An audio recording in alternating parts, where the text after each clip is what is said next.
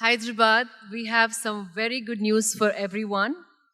The New York Times bestseller Inner Engineering, A Yogi's Guide to Joy, will now be available in Telugu.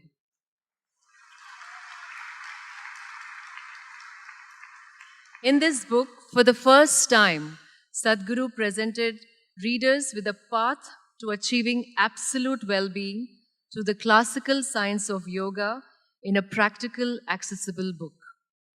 Sadhguru tells the story of his own awakening from a boy with an affinity for the natural world to a young daredevil who crossed the Indian subcontinent on his motorcycle.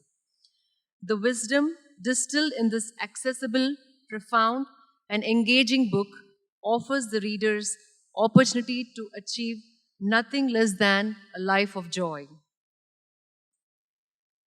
It has sold over 3 lakh copies in English so far and been translated over 20 languages in India and abroad.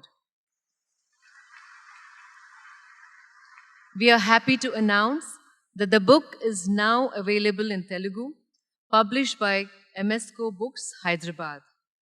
To launch this book, we request Nani to please come on the dais.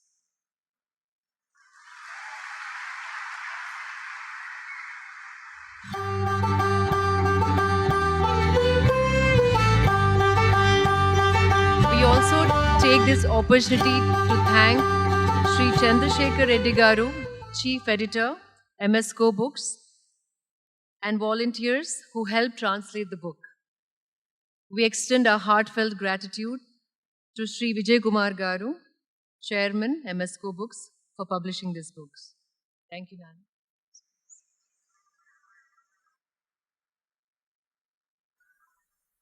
Now, to the much-awaited part of the event that we are all looking forward. I request Sadhguru to please come on the dais.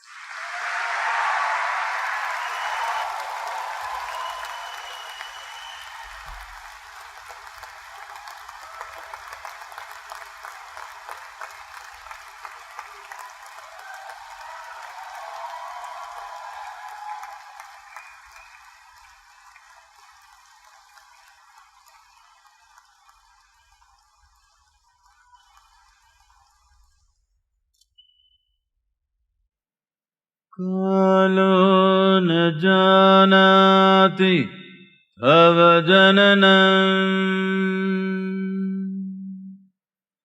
Kalo na janati tava samapanam. Drushto maya tava mahakaraha Yogeshwara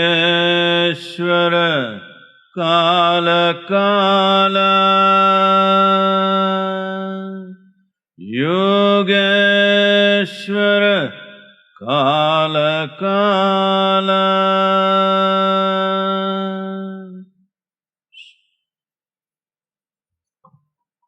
Namaskaram to everyone. Okay, ikkada Telugu వాళ్ళు ఎంతమంది ఉన్నారు?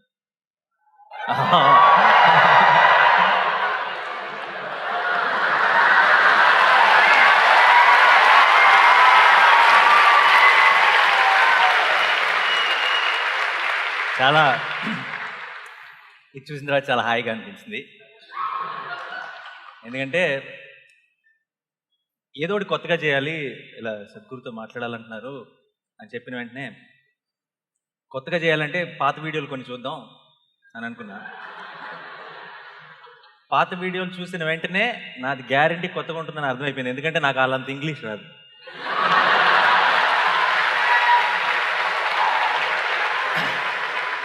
So ముందే చెప్పేస్తున్నా, అయినా సరే నేను ఇంగ్లీష్లో అడగడానికి try చేస్తాను. అదేమన్నా మీకు బట్లర్ ఇంగ్లీష్ అనిపిస్తే ట్రాల్స్ చేశారంటే మర్యాదగా ఉండదు చెప్తున్నా. ఓకే కదా?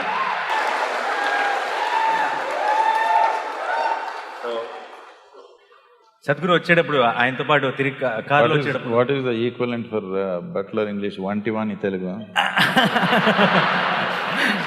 బట్ అంతే, అలాంటిదే. సద్గురు కూడా తెలుగు వచ్చు, సో కొంచెం ధైర్యంగా అప్పుడప్పుడు తెలుగు మాట్లాడేయచ్చు నేను. వచ్చేటప్పుడు కారులో సద్గురు అడిగారు, సో ఇప్పుడు స్టేడియంలో వచ్చే మీ ఫ్యాన్స్ జనరల్గా ఏజ్ గ్రూప్ ఉంటారు అని అడిగారు. సార్ ఇప్పుడు వచ్చే ఫ్యాన్స్ ఎవ్వరు నా ఫ్యాన్స్ కాదు,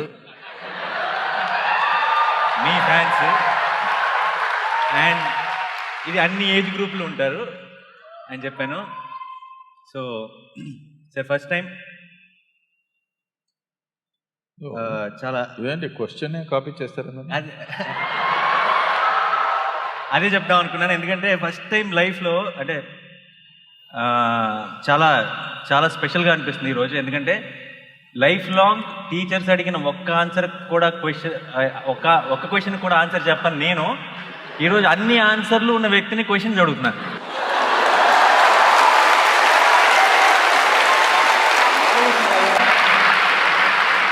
అండ్ మీరు అన్నట్టు ఈరోజు మధ్యాహ్నం క్వశ్చన్స్ రాసుకుంటుంటే నాకు చాలా నాస్టాలజిక్గా అనిపించింది.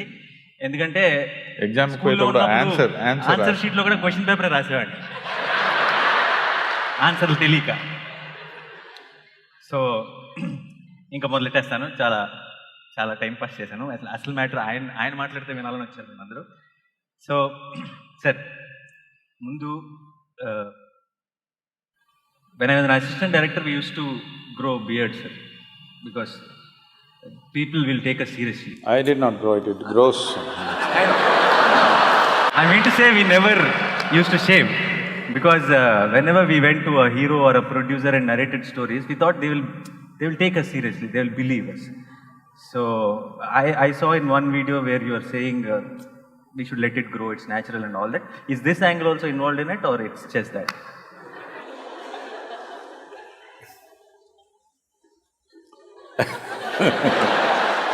Well, nature did not give anything for you which is unnecessary. It's all part of the evolution. So some people have removed some hair, some people have sacrificed their brains, some people out of their love for somebody they've given away kidney. I thought I will be more useful to the world if I keep everything as it is. You cut the nails kada? Avi kuda perinicharu. No, that also would not have been necessary if we lived in the jungle. It would have been useful and it would have gone worn out by use. Today, because lifestyles have become such that you don't use your hands so much, so maybe you will have to cut it. I just rub it on the rock usually. Those of you who don't have nail cutters like me, you don't have to bite it, if you just sit somewhere and do this.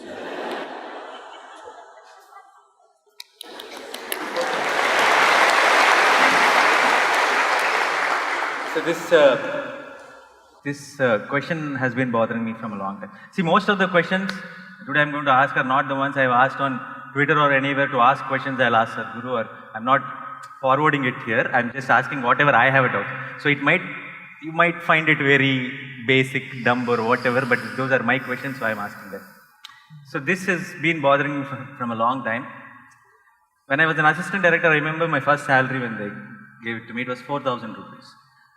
And then I remember it was all 100 rupees notes, so when I put it in my pocket, there was a bump under my bum. So when I was going back on the bike, I could feel it. And I was feeling that I'm so rich, there's so much cash in my pocket, and I can remember how excited I was, how I wanted to buy off half of the Hyderabad with that 4,000 bucks. So I was really, really happy, and I don't remember that kind of happiness, happening to me again. Now I'm earning thousands of times of that, but I don't remember what, having that same feeling again. Even Saturday night we used to, with my friends, I used to go to the Sony Dhaba, or Quattro. Okay. From Monday to Friday, I used to wait for Saturday. On the Saturday morning, I used to be so excited that it's Saturday again. Evening, we are all going to catch up, meet, and then going to Sony Dhaba. So I was really happy.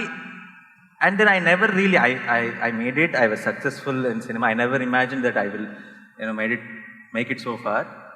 But I never experienced that kind of happiness. So is success overrated? Like we all are waiting for success. We all think that someday we want to be success. But the idea of success, is it not overrated is what I want. Oh. So, all those who clapped, we know they are failures.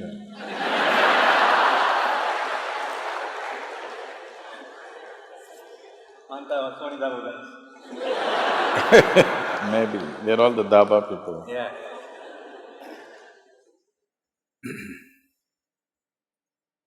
So when you understand a means as an end, then this will happen. Money is just a means to do whatever we wish to do. The reason why everybody keeps a certain amount of money is so that tomorrow morning I don't have to worry, where's my breakfast? So that survival is taken care of, so that I can put myself into what I value most. Otherwise, every day morning I'll have to go in search of food. So, money is just about that. It is a means to organize a few things. A whole lot of people everywhere, particularly in Hyderabad, they're going at it as if money is their goal. Money is not your goal, it's just a means.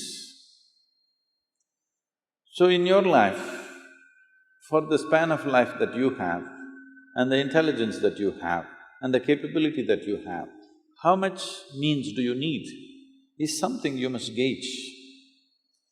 Otherwise, you'll have means and you'll not have any goal. What is the use of a means? But there is no goal. You have a car, but you don't know where to go. What is the point? You know where to go. If you get on the bus, you will go there in 6 hours. If you get into your car, you'll go there in 2 hours. That's why you have a car, because you know where you want to go. Now you don't know where you want to go, but you have a rocket. What is the point? And anyway, if you bought half of Hyderabad, I want you to understand, the real fun is in the other half always.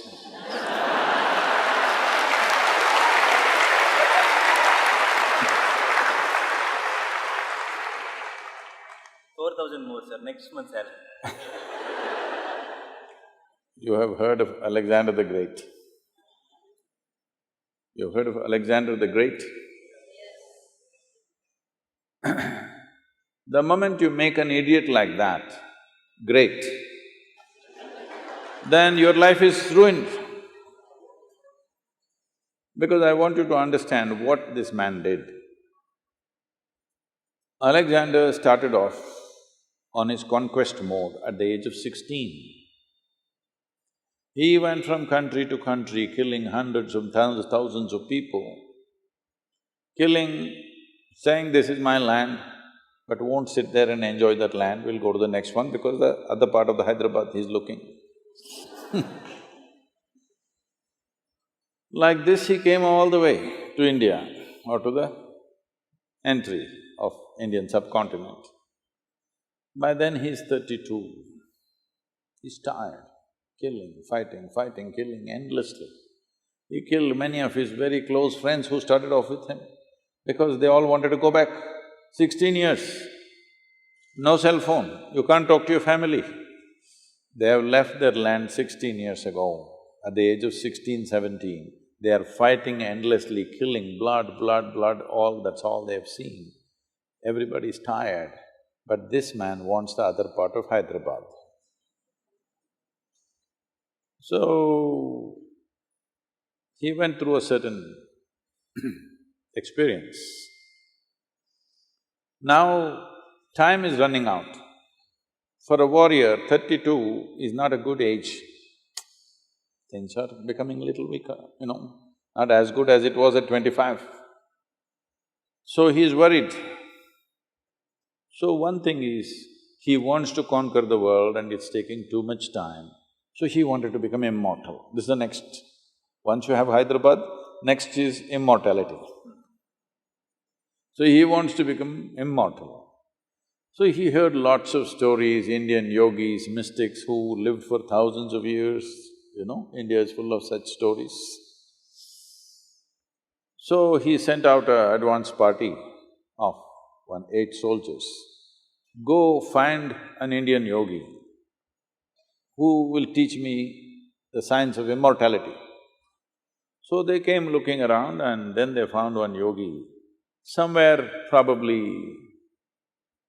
looking at the descriptions, we think somewhere in the, let's say, in the Pakistani Punjab, that region somewhere, looking at the description of terrain, everything, it seems like that, we could be wrong, but somewhere in that region, what is presently Pakistan, which was considered India at that time.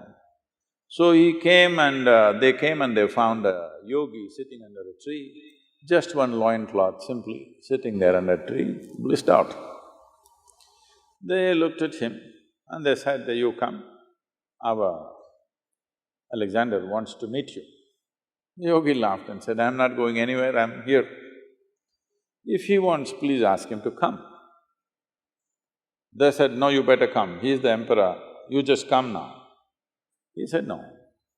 They pulled out their swords. These are violent men, they can take off your life for nothing. Now he is given a good cause that he is refusing their orders. So they said, we'll take off your head. He laughed and said, take it off. I've finished everything that I need to do with myself, I'm just sitting here, enjoying my existence. You want to take my head, take it. See, if I take your head, I will not get your intelligence. This is one thing people must understand. If I could get your intelligence, I could take all your heads and keep it with me. But no, if I take your head, I will not get anything from you. Only thing is, I'll have a piece of meat to handle. So then they thought, oh, this guy is not scared of death, he must be immortal. They said, begged him, please come, our emperor wants to know about immortality. The yogi laughed, let him come here. Then they went back and said, I think we have met a man who is immortal because we pulled out our swords, that guy is not scared, obviously he must be immortal. Then he himself came. When he came, Alexander sat on his horse. Emperors wear the most stupid clothing. How every day same clothing. And a metal crown is the most uncomfortable headgear to wear. At least this is nice, this comforts you. Crown is a terrible thing to wear, just wear one metal strap around your head for 2 days and see how it feels to be a king. So he tried to talk to him, he said, I want to know immortality. The yogi said, get off that stupid horse. Because have you seen always when somebody sits on a horse, they become like this? You sit on an animal which is less intelligent than you and suddenly you feel so big. So he said, you get off that stupid horse first. So he got off, then he asked about immortality. The yogi tried to tell him, see, this is not the way to go. If you want, I will teach you how to turn inward, we will see. He said, no, I want immortality. After much conversation, when it did not go anywhere, the yogi said, okay, you go in this direction. He gave the landmarks, how to get there, a long journey, about 5-day journey. There is one cave. In that cave, there is a bowl of water in a stone, on the stone floor, there is a certain amount of water. You just drink a handful of that water, you will become immortal. Immediately Alexander set forth. After 3 days, him and these 8 soldiers going, then he thought, if these 8 guys also become immortal, see, the power is in killing them. His power is, I can kill you any moment I want. Suppose you become immortal, I can't kill you, then how do I manage you? So he said, you guys stay here. The last part of the journey, I want to do it myself. So he left them there and alone he went, found a cave. Then he found that water as he was told. He went and put his hands and was about to drink. Then a voice spoke and said, "Don't drink that water. I drank that and look at my state." He looked around, who's talking? There was nobody around, by then the water slipped out. Then he saw a crow and the crow said, "Don't drink that water. I drank that water I don't know when. And now the problem is I cannot die." See, if we really want to punish you, death sentence is not such a bad thing. If we curse you that you can never die, a million years later you're still sitting here, this is the worst punishment. So, Alexander did one sensible thing, he did not drink that water, otherwise we had to suffer him even today. So this is the only sensible thing he did in his life, he did not drink that water because he realized that he will not be able to bear himself. Forget about the world. The world will suffer, of course, but he himself cannot stand himself beyond a certain point. So we must understand, this life is not a conquest. This is not a conquest. The only thing that's there for you in this life is the profoundness of your experience. How profound is your experience when you sit here? This is all there is, nothing else you carry. Other arrangements we make for convenience. How much convenience do you want? Convenience will work only to a certain point. It will never transform itself into well-being. People have invested and invested like this endlessly. I met somebody, I was in a home in United States, and I walked into this room and I found 700 to 800 pairs of footwear. And this lady of the house came in and she saw I was in this room, "Sadhguru, Sadhguru, why are you here?" I said, "What is this footwear?" She said, "No, Sadhguru, let's go, what do you want, Sadhguru?" I said, "Whose footwear?" Then I see it's all ladies' it's all your footwear, 800 pairs. I can understand. You want one shoes for walking, another for jogging, another for golf, another for office, another for party. Well, you are a woman, you want all the 7 colors of the rainbow.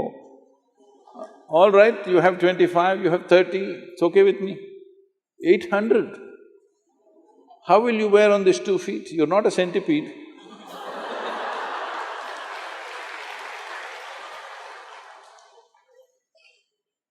I said, "How many lifetimes are you planning to come back and walk?" The day you met me, I thought, we will make this the last one for you. But now you've got shoes for many lifetimes ready. It'll all go waste if you don't come back. Then this was bothering me. And I met a CEO of a very large shoemaking company in America.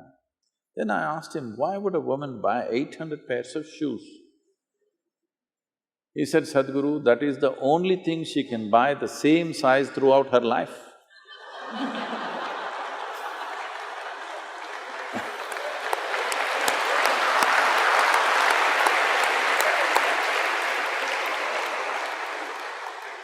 Then I thought it's okay, maybe.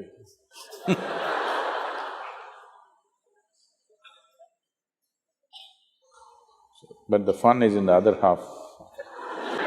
So basically, దీని అర్థం that I have become more wise, that I am unable to enjoy. See, you cannot enjoy anything, this must be understood. If you try to enjoy something, you will bring misery upon yourself. But if you're joyful, everything is nice. You're supposed to be joyful, you're not supposed to enjoy. What is that enjoy? I know. When there is no joy, you try to enjoy.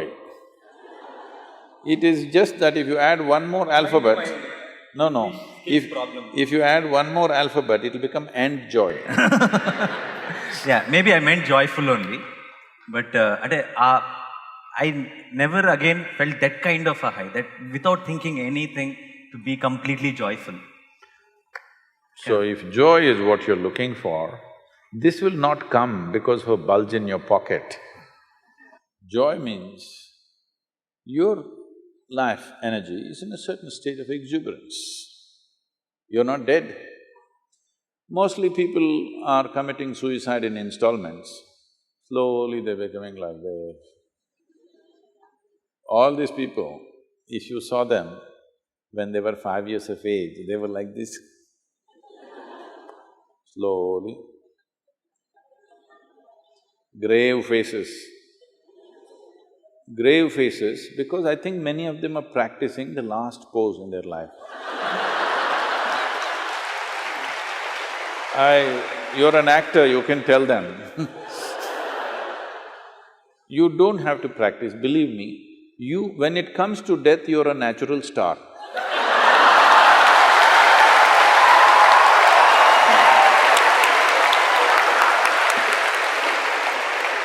Have you… I know. Have you ever seen any dead body which is having a wrong expression on its face? No. So why are you practicing now? Life has many expressions that will happen if you're in a certain exuberance of life. If you're slowly killing yourself, yes, literally killing yourself, so slowly it is becoming like half dead. I want you to understand this. Fully alive is fantastic. Dead is good, at least for others. But half alive means it's torture. See, if I want to keep you… if I want to torture you, what will I do? Will I kill you? I will keep you half alive. That is torture, isn't it? So if you keep yourself half alive, this is torture. Every day waking up in the morning itself is torture for a whole lot of people. Only little joy when that Sony Daba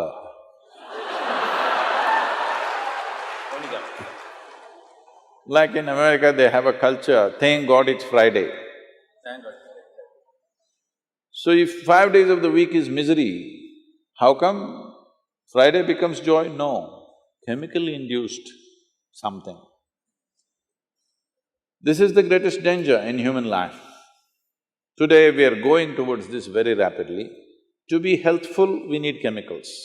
To be peaceful, we need chemicals. To be joyful, we need chemicals. To be blissful, we need chemicals. For ecstasy, you have ecstasy. For everything you need chemicals. Once this happens, right now, I think it has happened approximately to 25 to 30% of the population on the planet. The day it happens to 80 to 90% of the planet, that everybody is on some kind of chemical to experience something, then the next generation that you produce will be much lesser than you. Once we produce a generation which is less than us, we have committed a crime against humanity. The next generation should at least be one step ahead of us. If we leave them behind us, this is a crime against humanity. We are trying to get there rapidly.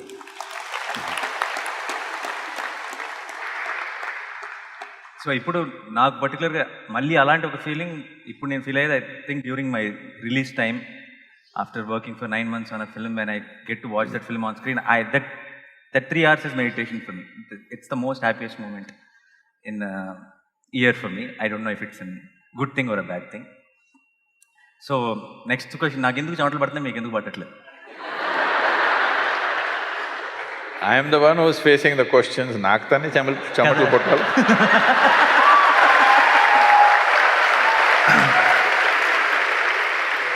నాకు ఇక్కడ దాకా వచ్చేంత వరకు బాగా కాన్ఫిడెంట్గానే ఉన్నాను. మధ్యలో ఏవీ play చేశారు.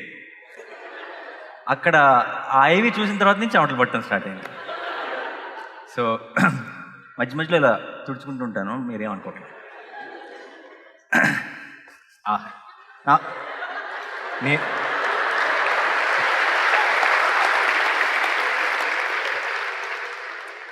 నేను మార్గదర్శిలో చేరాను, నాకు ఒక టిష్యూ బాక్స్ పెట్టారు. Thank you Sadhguru. కానీ మీ చేతి నుంచి తీసుకోవడం చాలా హ్యాపీగా అనిపించింది.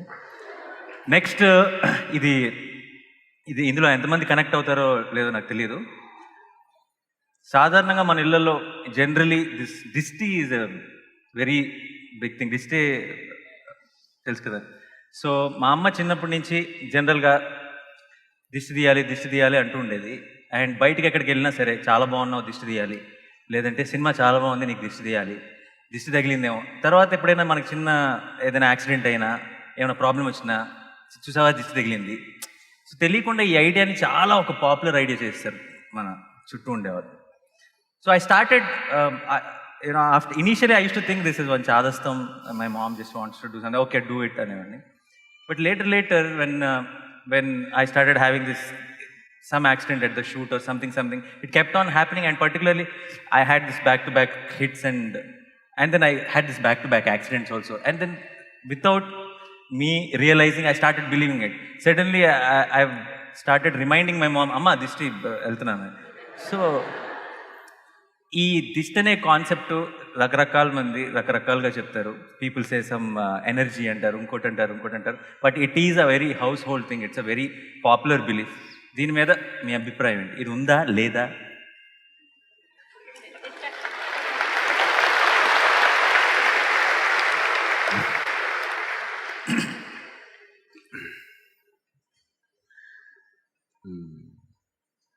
డైలీ స్నానాలు చేస్తారు. No, why I'm asking is in Chennai they're having bath once in 3 days. మేము ఇంకా హైదరాబాద్ ఇంకా అక్కడ పోలేదు మీరు, అక్కడ దాకా వెళ్ళలేదు. ఇంకా హుస్సేన్ సాగర్లో.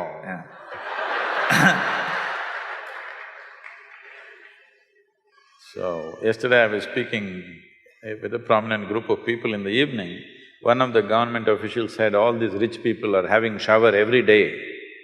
I said, where do you come from? In South India, without having a shower, we won't step out of our home. Yeah. No matter what. Even if we don't drink, we'll shower first. Yeah. So don't start this new culture, have shower once in… Thank God it's Friday. So, you wash your body with water. It's not just about removing the dirt. Even if you don't have any dirt, have you seen after a day's work, if you pick up a lot of stuff, you come and have a shower, oh, it's like a new life has come. Does it happen?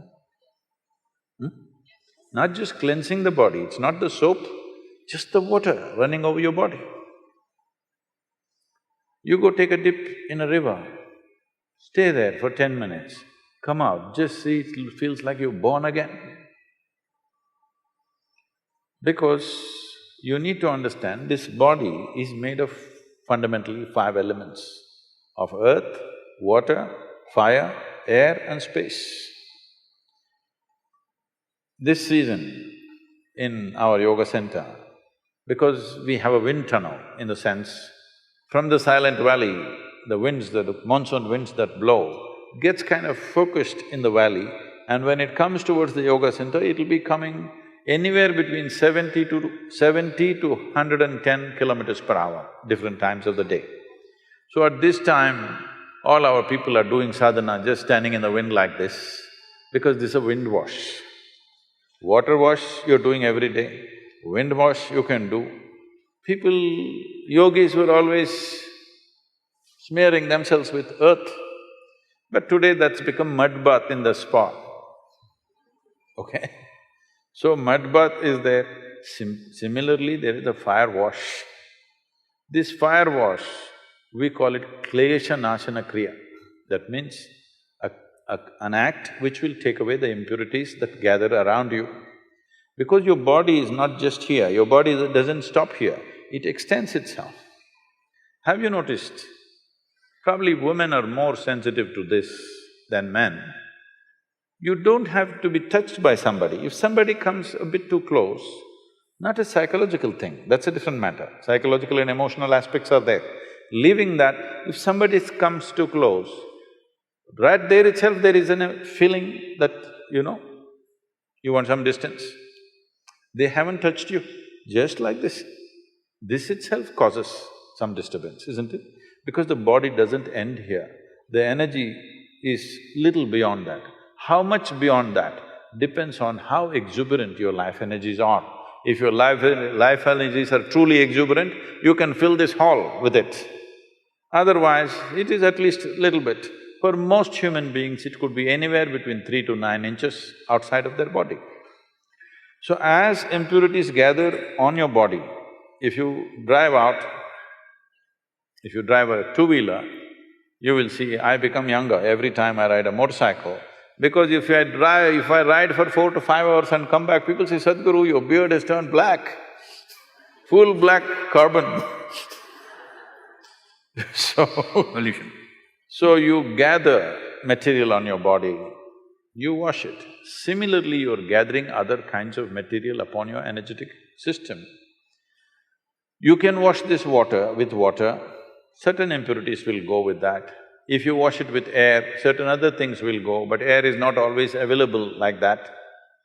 You can even notice this, if you…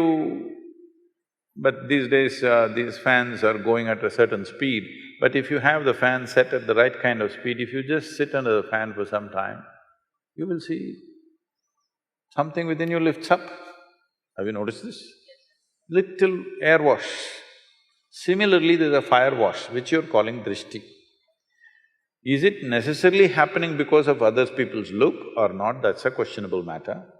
But impact of life around you upon your energy system is definitely happening.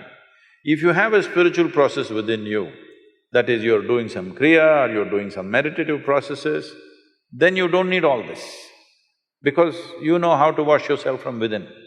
If you do not have that, these things become significant. I must tell you this, there is a certain way to do which few generations ahead, people knew exactly how to do, but today I'm seeing they're just burning something and doing this. If you come to the yoga center, we're doing this Kleshanasana Kriya in a scientific manner, how it should happen. We have relieved people of various chronic ailments just by this fire wash.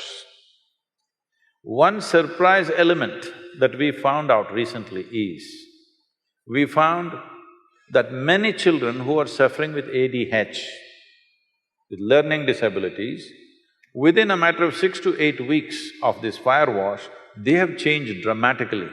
This we never expected. So, your mother knowingly, unknowingly giving you a fire wash might have given you some learning ability. I agree. I'm bowing down to her. She did fire wash. Same. Yeah. Amma ekkundi? Akkundi. Okay. Oh, she's right. Okay. Sorry.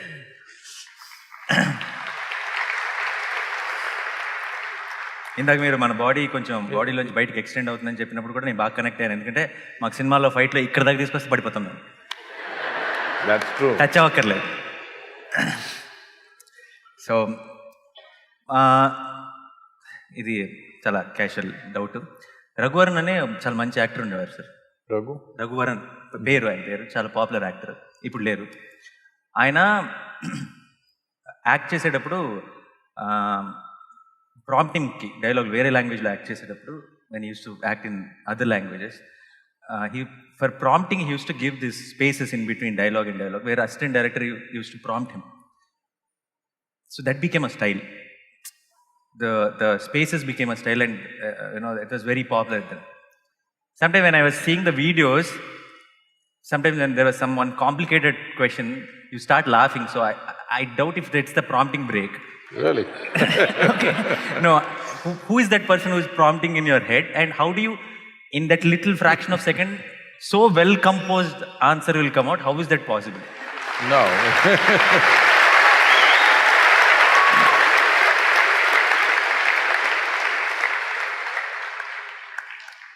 No, it's not a prompting break. I don't wish to insult people, but now that you asked, you think there's a prompting break now?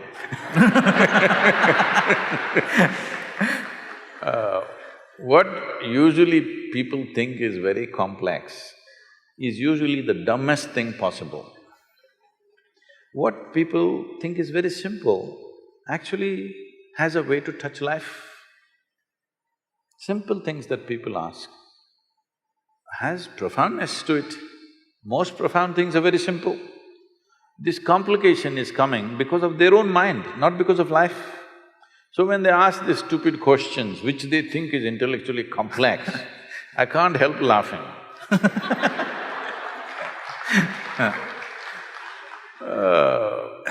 ఈ రోజు ఎన్నిసార్లు నవ్వారని నేను లెక్క పెట్టుకోవాలి. అంత bad question అడిగానా? So, about answering a question, I'm usually not answering a question, I'm always answering the person. They can say whatever they want, I'm not listening to them. Because people can say a lot of things.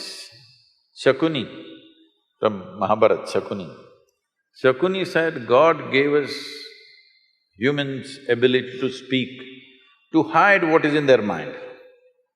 See that crooked man. Not to express what's in their hearts, to hide what is in their heart, that is why God gave us ability to speak. Which is true half the time for most human beings.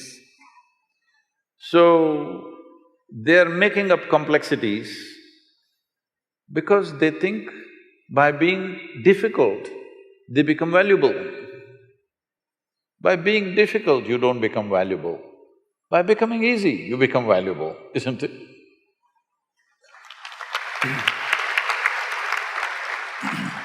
This has happened to everybody, but particularly to the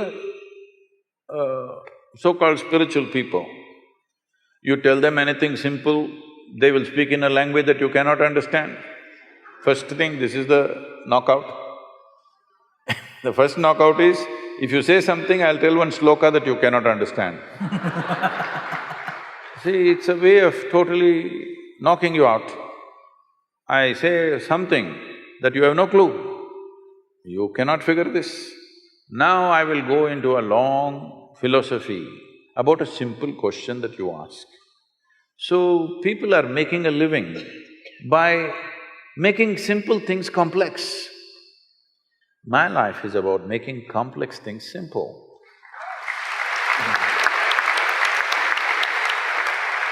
Because it is only by making things as simple as possible, it becomes accessible.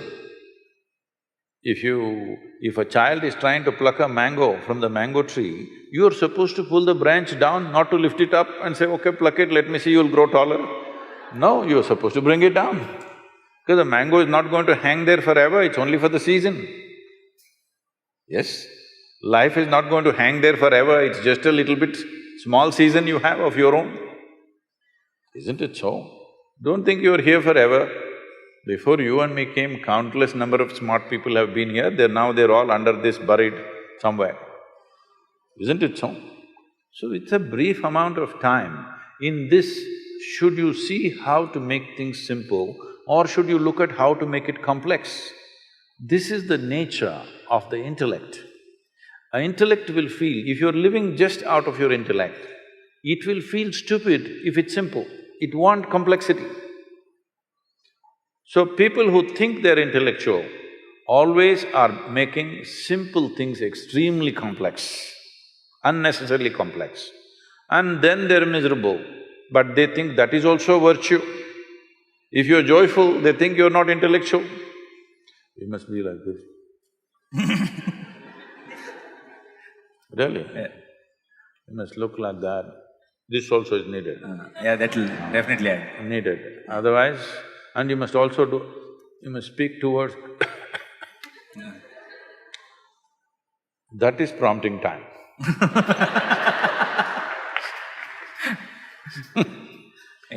I don't have any prompting time because I have no knowledge, I have no nothing. I just tried to be free of all the memory that I have. My body, what memory it carries, my genetics, what memory it carries, my experience of life, what memory it carries, I know how to keep it aside and simply look at things as they are. This means, in your home you have a mirror, being a star, even if you're natural, you still need a mirror, right? ఏం నవ్వుతున్నారు మీ ఇంట్లో లేవా? Many of them spend more time in front of the mirror than you. More than me, yeah, Yes. definitely, that's what… So suppose your mirror remembered, let us say, even 10% of what it has seen in its lifetime. If you went and stood in front of it today, what would it show you? Total mess. The value of the mirror is, it has no memory. If it developed memory, gone. So this is the value of your mind. If you know how to keep memory, the silo of memory aside and keep it, it's like a mirror, whatever it sees clearly, distinctly the way it is. Somebody likes it, somebody doesn't like it, it's their problem, that's their memory issue. Yeah, how does somebody like or dislike something? They've developed a certain memory. I like this, I don't like this, I belong to this, I don't belong to this. I don't belong to anything, I'm just looking at it as it is. Maybe in a given moment, you're not able to expose all dimensions of what it is, at least what is relevant for that moment. So, does your mirror need prompting time? Television needs time, tube light needs time, mirror doesn't need time, so no prompting.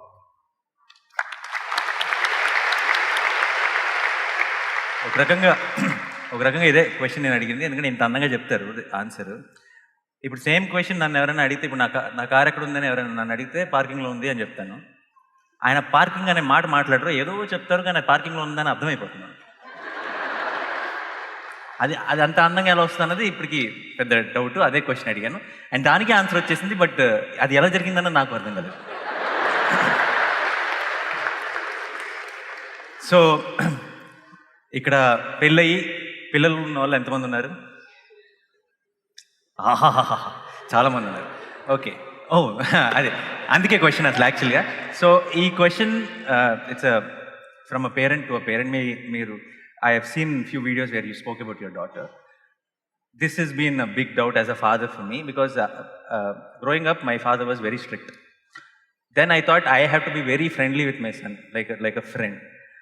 And then I have seen few kids who are really spoiled because their parents have been really friendly. And then I think little bit of koncham strict undalem. So there's a lot of confusion. What do you think, according to ante neeru obviously to each to their own, but మీ దృష్టిలో what is the right way of parenting? To be వాళ్ళకి full ఫ్రీడమా, లేదంటే కొంచెం tough ఉండాలా పిల్లలతో? Why should we think on these terms? A child is not a… You must understand this. If a tiger is born, let's say, a tiger cub is born, 90% of what he needs for his life is within himself. Only 10% parenting. The tiger's parents, mother and father, do just a little. 90% is intrinsic. If he just eats well, he becomes a good tiger. This is all. But now you're born as a human being, your only 10% is within you of being human. 90% has to be nurtured. This is the significant thing about being human, because the range of possibilities of how many varieties of human beings you can be within yourself is too many. That is not so for any other creature.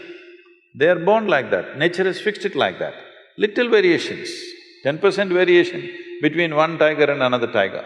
If both of them eat well, they're about the same tigers, isn't it? So because of this, human parenting becomes an important aspect. So once you bear a child, it's a 20-year project. That is if they do well. If they don't do well, it's a lifelong project.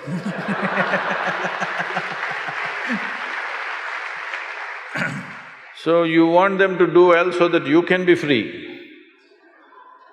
Yes? Because you understand if they don't do well, they will sit on your lap for your rest of your life. No, they must go. So what do you have to give them? You don't have to teach them the tricks of the world, that they will learn. Some will learn easy, some will learn the hard way. It's okay, they must learn it their way. What you give them is what it means to be human being. This is all you give them. So for this, you must look at yourself. You don't have to do much with them. If a child arrives in your house, if your child is born in your home, you should not think you have to do something with the child. You must look at yourself because children don't listen to you. Whatever the nonsense you speak, they're not listening to you, just like me they are. I'm not listening to anybody, I just look at them and answer them. They're just looking at you, observing every little thing that you do. How you sit, how you stand, how you speak, what is the expression on your face. All this they're doing, you see how the child is looking? Yeah. He's not listening to you, he's looking. So you must become in such a way that when he looks at you, he wants to be like you. So being a star in Andhra Pradesh, Telangana is fine, that's a profession. But you must become a star to your child. Child should think, my father is a star, not because you are popular in the world, but he sees you as the best human being that he can think of because there's not much exposure for him, there is a safety. He's not seeing so many people, he's just seeing mother, father, a few people. Yeah. Among the few people that he sees, he must look at you as you are the best man out here. If he sees that… That's what I'm working on, Sadhguru. If he sees that, he will anyway go that way. If he doesn't see you that way, then he will look all over the place for some other kind of example. Today, the examples that he sees are not necessarily at home or school or in the neighborhood. They are somewhere in another part of the world. They may not even exist. I'm saying they may not even exist, but they're influencing him. So especially if his screen time has to go down, you must be really a superstar at home. You understand? Everyone. Yes. It's not just for him, for every one of you, this is the only way your child wants to be who you are. He looks at you and thinks, oh, my father, this is not what I want to be. Then you try as hard as you want, he will do everything that you don't like just to freak you. Yes, you've done it. Meeku telusu.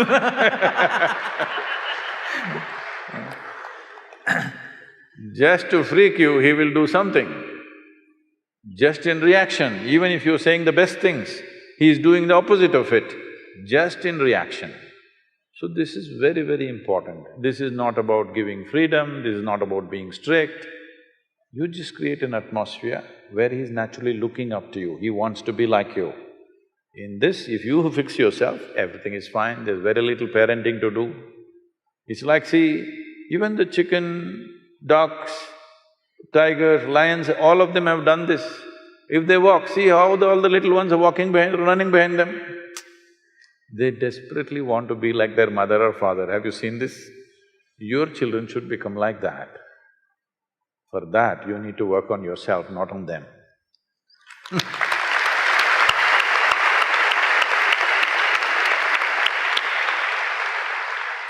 ఆన్సర్లు వింటుంటే మంచి క్వశ్చన్లు అడుగుతున్నాను confidence వస్తుంది.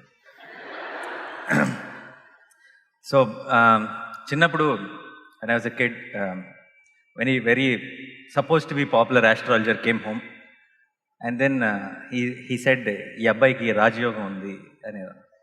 రాజయోగం అందరికీ అదే చెప్తారండి. ఆ తర్వాత తెలుసు అందరికీ. ఇది తర్వాత ఎప్పుడు తెలిసింది, ఇది ఒకళ్ళిద్దరితో ఈ విషయం డిస్కస్ చేసిన తర్వాత వాళ్ళు కూడా చెప్తే అప్పుడు అర్థమైంది. సో అని చెప్పిన వెంటనే ఫస్ట్ మా వాళ్ళలో డౌట్ ఏంటంటే రాజయోగం అంటే ఏంటి అని అడిగారు. వీడు చస్తే వెనకాల 1,00,000 మంది వెళ్తారు అని. అప్పుడు నేను కొంచెం బాధపడ్డా, చస్తేనా, చచ్చిన తర్వాత ఎంతమంది వచ్చి లాభమే ఉంది, బతుకున్నప్పుడు కదా ఉండాల్సింది అని అనిపించింది. ఆ టాపిక్ అక్కడ వదిలేశాను. But then as I grow, when I was watching this generally in the industry, outside, everywhere, నిజంగానే చస్తే మంచోడైపోతాడు ప్రతివాడు. ఎందుకు అయిపోతాడో నాకు తెలియదు. Every time a politician or an actor or somebody in general also outside, somebody dies and then they have such good things to talk about them. Everybody says he's a friend, he's such a good guy. And sometimes I keep wondering, I wish these guys came back into life and they heard all this and went back to die again.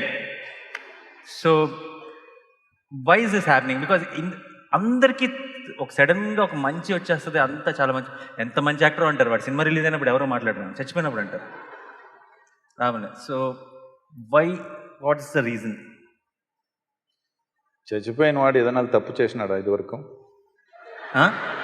చచ్చిపోయిన వాడు ఏదైనా తప్పు చేశాడా? చేసిన వాళ్ళు ఉన్నారు చాలా మంది, వాళ్ళకి కూడా చాలా పొగడ్తలు చూశాను. చచ్చిపోయిన తర్వాత లేదు. అందుకే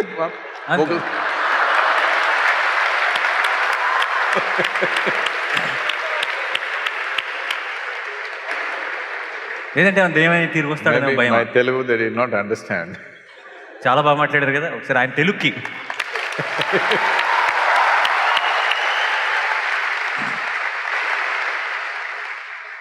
People appreciate the dead, rightfully so, because no dead man has ever harmed anybody.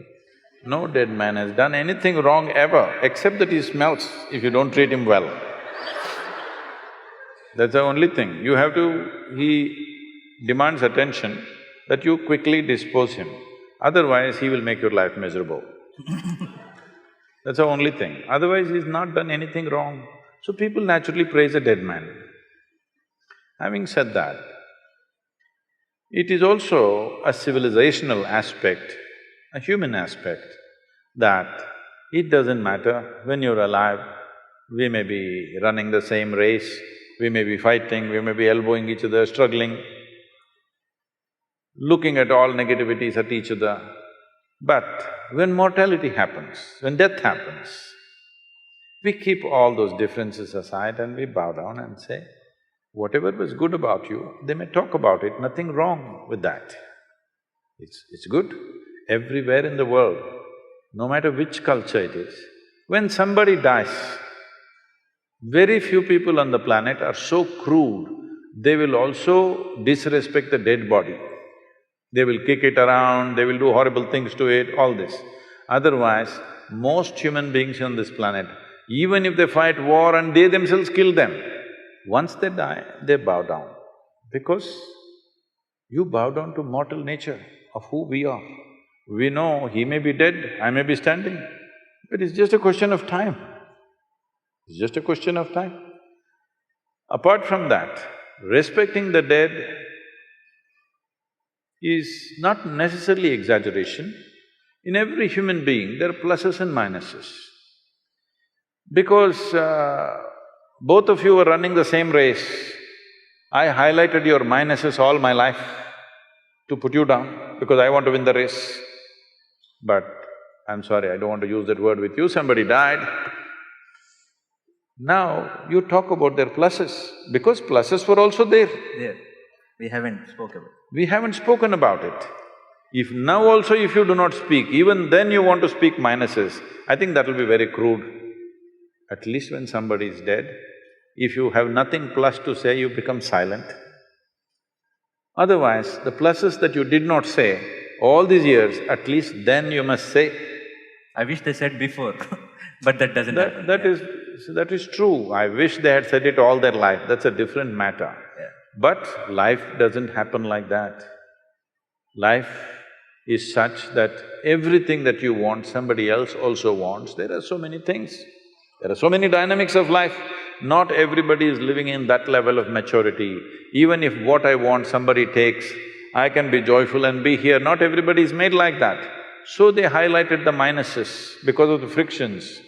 But once a person dies, this is not the time to talk minuses. You highlight the pluses. But there are fools who are just exaggerating everything, that's a different matter. But this is a basic human decency towards each other.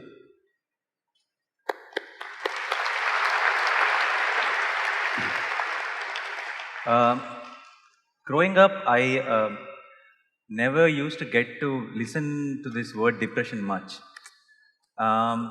Very, very rarely a word like a psychiatrist or a depression or something. Now that we are all aware of that, then and people know that it's a genuine issue, and we'll talk a lot, which is very good. I understand completely. But then I also realize there's so much of talk happening. Almost every alternative person, in some conversation, we hear this depression word happening a lot nowadays. I'm happy that the awareness has become more, but again, at the same time, I'm also realizing there are few people who suddenly might be feeling a little low one particular day, and they want to believe that it is depression. I know the depression is a very genuine, serious problem, but because of this overexposure, is it a good thing or is it a bad thing? Is it really pushing the next generation into a, thinking any small hiccup also thinking that this might be something serious problem, and they giving into it? Oh, I didn't know that was a popular question. With your question, you're getting into trouble. If I answer this, I will get into deeper trouble. I've already, last 1 year, I've been in lot of trouble because a whole lot of people are pursuing me and saying, he doesn't respect depression, he's talking against it, he thinks it is not a medical issue. No, I respect it. By the way, I don't want to be in trouble, but I genuinely believe it, but I just don't know, it's… with few, it's just becoming too much. They're talking so much about it that sometimes people who are generally low in particular day also might feel. No, don't be. 90% of the cases are maybe fair, but sometimes. Yeah. He really plays it safe.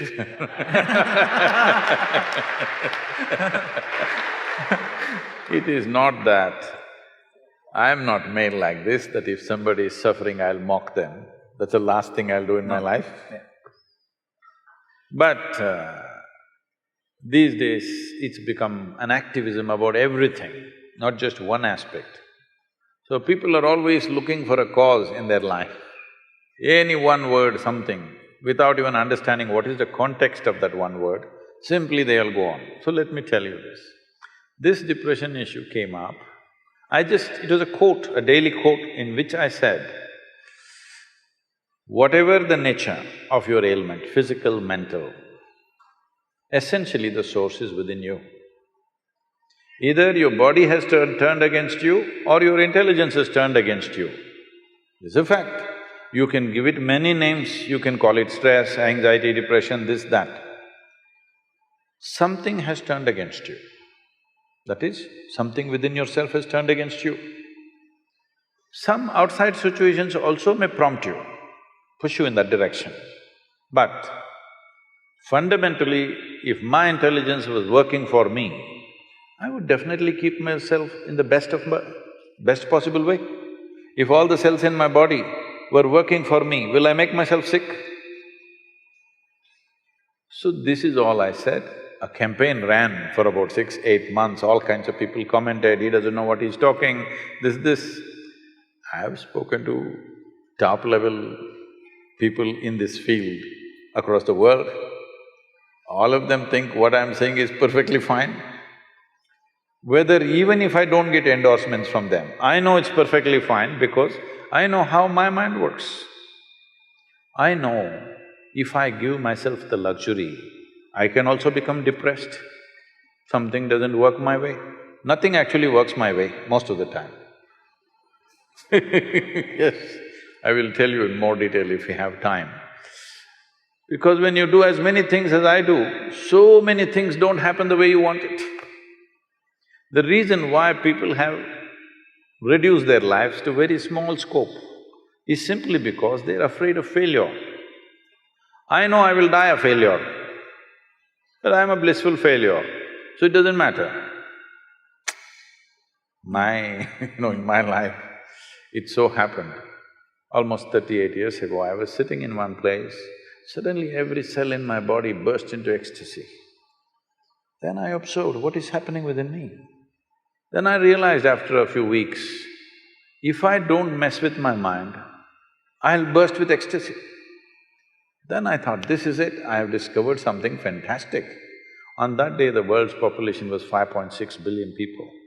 Then I sat down and made a plan that in next 2.5 years, I will make the entire world ecstatic. Hey, wait, don't clap at my failures. Now it is 38 years. We've touched a few million people, people say we have touched some 500, 600 million people. But that's not my idea of the world. Now the population also has increased. I know I will die a failure, but I'm not a depressed failure, I'm a blissful failure. Now,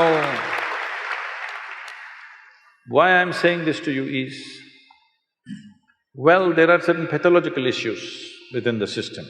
There are genetic issues, there's chemistry issues. But for all this, fundamentally, the basic control for all this is within you. You have not taken charge of it, that is a clear factor.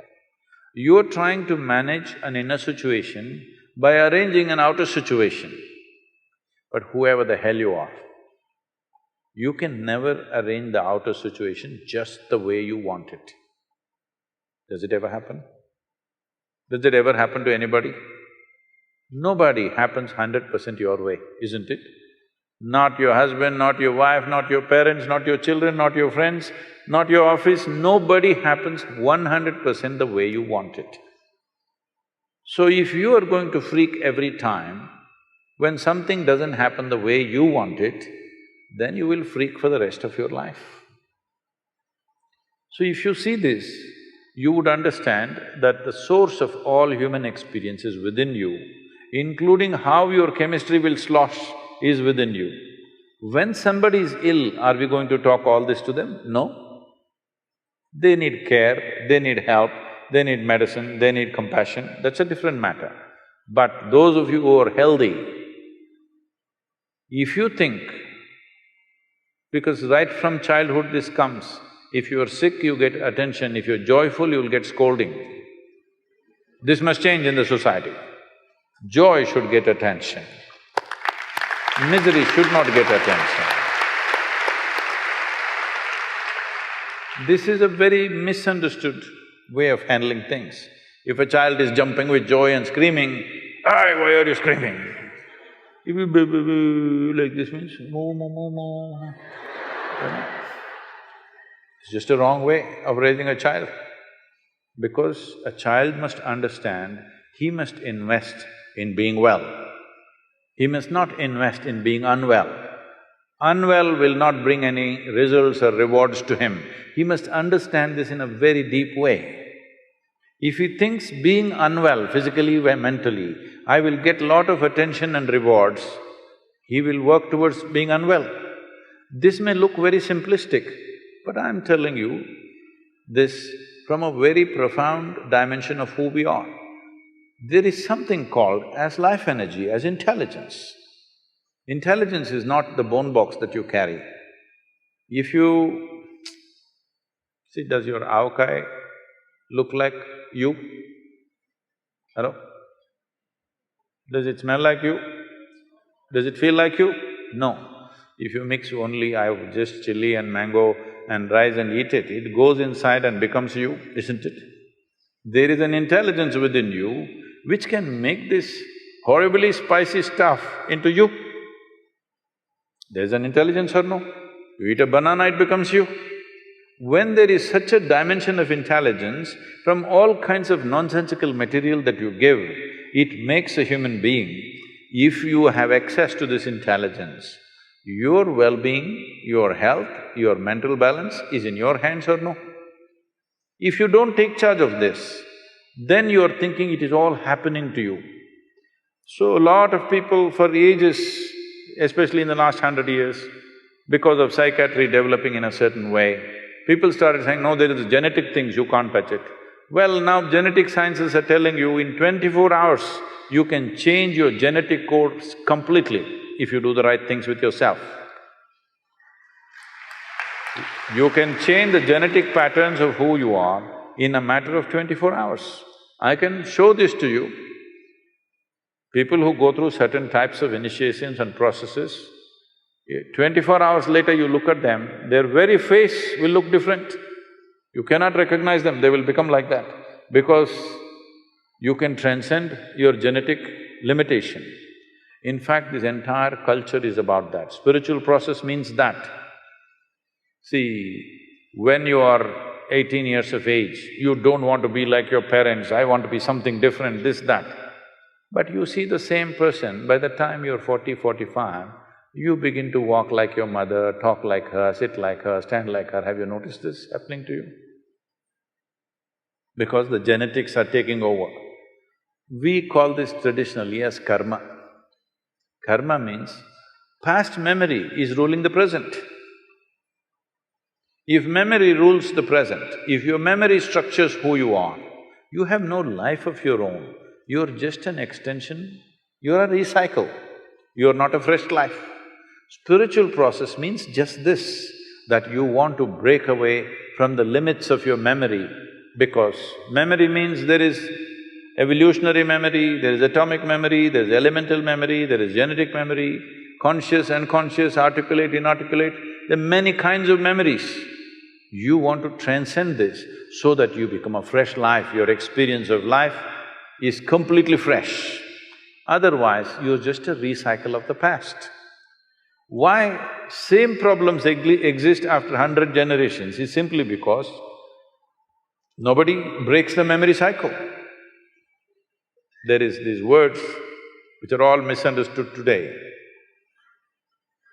There is something called as samsara.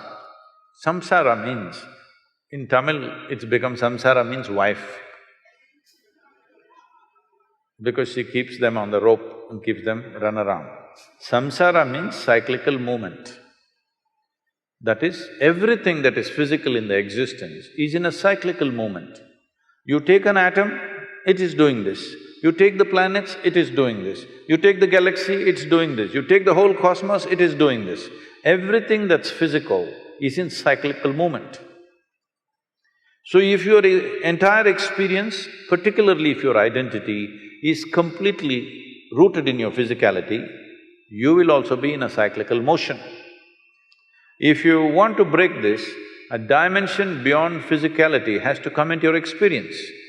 If you touch something beyond your physical nature, then we are saying this is spiritual. You went to temple, church, mosque, wherever, this is not spiritual. There you're going, what is the prayer about? What is the prayer about? Dear God, give me this, give me that, save me, protect me. Hello? This is just survival, outsourced.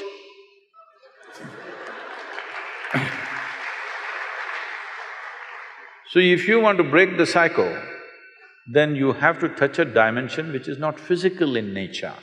Once you touch something that is not physical in nature, there is no cyclical movement, because you have become free from all the memory bank that you have.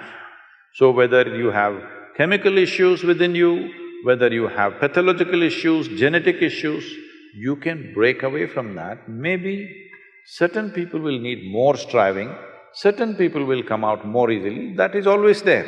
But for everybody there is a way. So when I say all your ailments, if they are infections, they're different. They come from outside, it's an invasion, you have to deal with it. But rest of the things are manufactured within you, this is your cause. Fundamentally, you have to see, my physical health, my mental health is my responsibility, 100%. If you see this, then methods are available to come out. We have all the compassion, because I want you to understand, if you have a physical ailment, you will get compassion from everybody. If you have a mental ailment, you will get ridicule from everybody. So particularly people who are suffering any kind of mental ailments, depression, anxiety, whatever, they need double the compassion that physical ailments need. But normally in societies, they get ridicule because it is very difficult. It's very difficult to decide whether this person is really sick or making it up, or they're acting it up to get something out of me, or what it is you can't make out. One time it looks real, another time it looks like it's made up. So, unfortunately, both for the one who is suffering and those who live around them, It is a constant struggle. But the most fundamental thing is, whoever you are, whatever condition you are, first and foremost thing to understand is, physical and mental health is my responsibility. It can go out of hand, it's always there. Whatever you do, we may die, whatever we do, we may become sick, that's a different matter. But it is our responsibility. If you see this, there is a way to touch the very source of creation which is throbbing within you. When the source of creation, which made this entire complex body out of avkai and chintatokku, when it can do this, it can also do some repair job, isn't it? Hello? One who manufactures the whole thing, can't he do some repair job? You have lost access to it. You think for everything there's a solution outside. Yes, when we need help, we will take help. When things have gone out of control, we seek help from outside. But fundamental thing is to take responsibility. Today, genetic sciences, neurosciences and also psychiatrists are beginning to speak that whatever the condition, it is possible to alter this from within. Only thing is how. There are many ways for how. Yoga is a technology. Yoga does not mean twisting and turning your body as most people are doing. It is a technology of taking charge of this. One thing is very clear, even if you go to the doctor, they're only giving you a pill, isn't it? What is a pill or a tablet? Just a certain amount of chemicals. If you put these chemicals, it lifts you out of your depression, it makes your anxiety go a little bit. It may not permanently go, at least for those few hours, it's down. So essentially, human experience has a chemical basis. Your joy is a certain kind of chemistry, your misery is a certain kind of chemistry, anxiety is one kind of chemistry, tranquility is another kind of chemistry, ecstasy is one kind of chemistry, agony is another kind of chemistry. All human experience has a chemical basis to it. This is the greatest chemical factory on the planet, most complex and sophisticated chemical factory on the planet. The question is only, are you a great CEO or a lousy CEO? That's all the question is. That may sound brutal when you're sick. When you're sick, there is compassion. But when you're well, you must take responsibility for this. Otherwise, you will make yourself sick. Everybody has an excuse as to why I should not get up from my bed and cry in my bed. Everybody has some reason, isn't it? Hello? Yes or no? Everybody has some pain somewhere about something. Somebody died, somebody did not… somebody is born, somebody is not born, all kinds of things.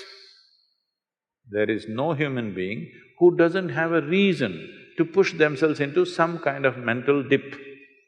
Everybody has or not, there is a reason. Some people get there, some people don't get there. Is it always intentional? No. But there is an inner intent. That intent may not be a conscious intent. There is a chemical intent, there is genetic intent.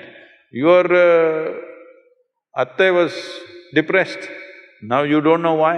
You are fine and suddenly you're depressed because there is a genetic intent. But this intent can be altered if you take charge of yourself.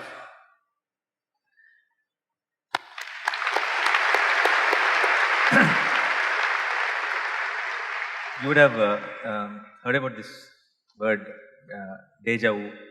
మీ అందరికి కూడా అనిపించుంటుంది కదా, అప్పుడప్పుడు ఏదో చూస్తాం, ఇది ఇంతకుముందు కూడా అయ్యిందే, ఇలాగే జరిగిందే అని అనిపిస్తుంది. సో ఐ ఆల్వేస్ స్ట్రాంగ్లీ… సినిమాలో అలా జరుగుతుందా? అదే సీన్ చూపిస్తారా? అది it's called some loop effect. There are some 4 or 5 films made which keeps repeating itself. But in life I felt strongly few times, I know it's not possible, but I saw something and I thought, exactly ఇదే ఇలాగే ఇంతకుముందు జరిగింది. అది ఎందుకంటారు? What you think is that? Bad direction అండి, అదే scene వస్తుంది. ఎవరు డైరెక్టర్? దేవుడా?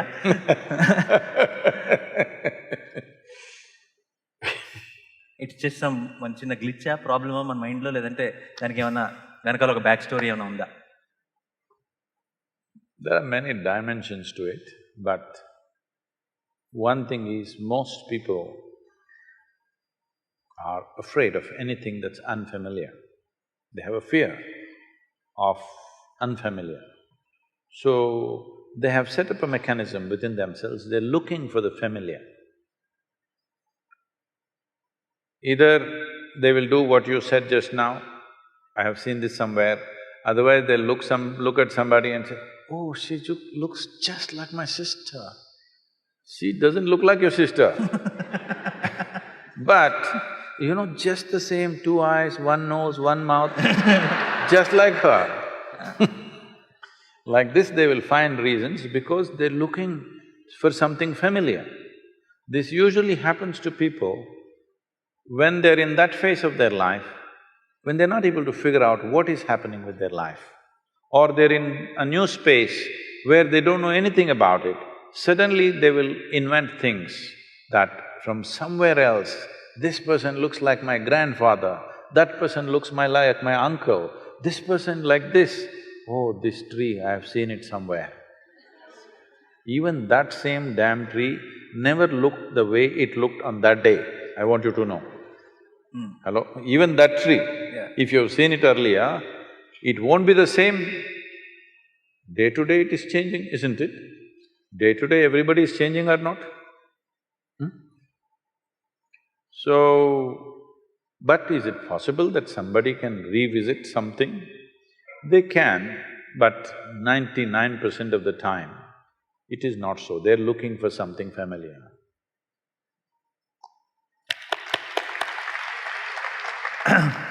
ఇది ఓకే ఓకే సో ఆడియన్స్ ఎవరైనా ఏమైనా క్వశ్చన్స్ అడగాలనుకుంటే నాకు చాలా క్వశ్చన్లు ఉన్నాయి కానీ మీకు ఇచ్చేస్తే ఛాన్స్. సో ఈ సెలెక్షన్ ప్రాసెస్ ఎలా జరుగుతుంది? నేను ఎవరికి ఇవ్వాలి mic? Okay. So namaskar, I'm Sadhguru. So I'm not sure if you have heard of the TV series called Sacred Games. It's very famous or unfamous. It is a lot of sexual and violence content in it. So what do you think art and entertainment should be given that much space, or it is disturbing to know that TV series like these are very famous and popular in today's generation?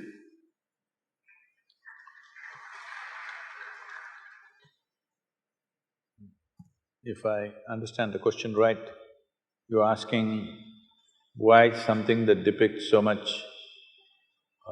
violence and sexuality, why is it popular or why should we allow it to happen? Is that the question? Yeah, or it should be allowed in art, as in it's okay to be there.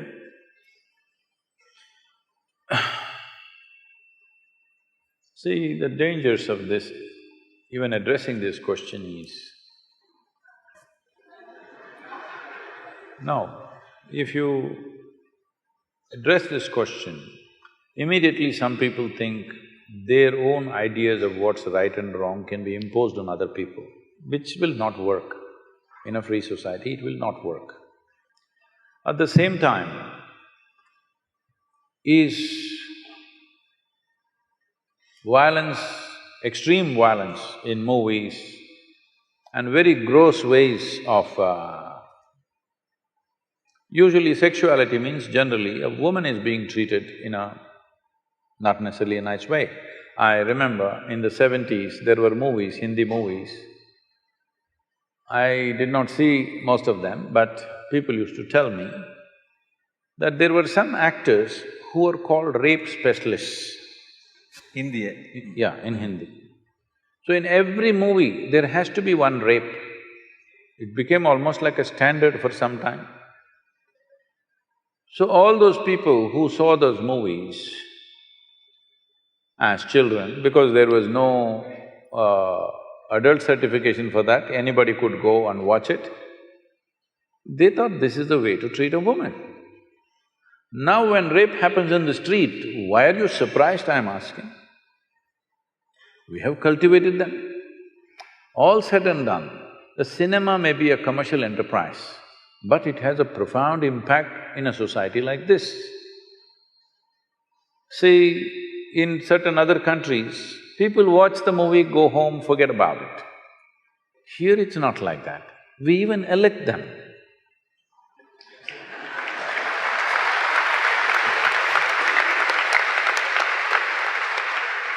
Because a cinema is not a cinema. Cinema is more than reality in this country. So when it is like that, I think it should be conducted more responsibly. What is it that we are trying to create? If you try to control it from outside, it'll become ugly. If people use just about anything and everything to make money at the cost of the society, that is definitely ugly. So, I don't know what this television serial is because I never get the time to look at that place. Whatever it is, I don't know in what context. See, there is violence in the society, you don't have to hide it, you can show it. There is sexuality in the society, you don't have to hide it, you can show it. But are you glorifying it or are you showing it in a way that people say, this is not the way? You showed a rape because it's happened. When people see it, they must say, this is not the way. If they think, wow, this is the way, then what kind of society are you creating?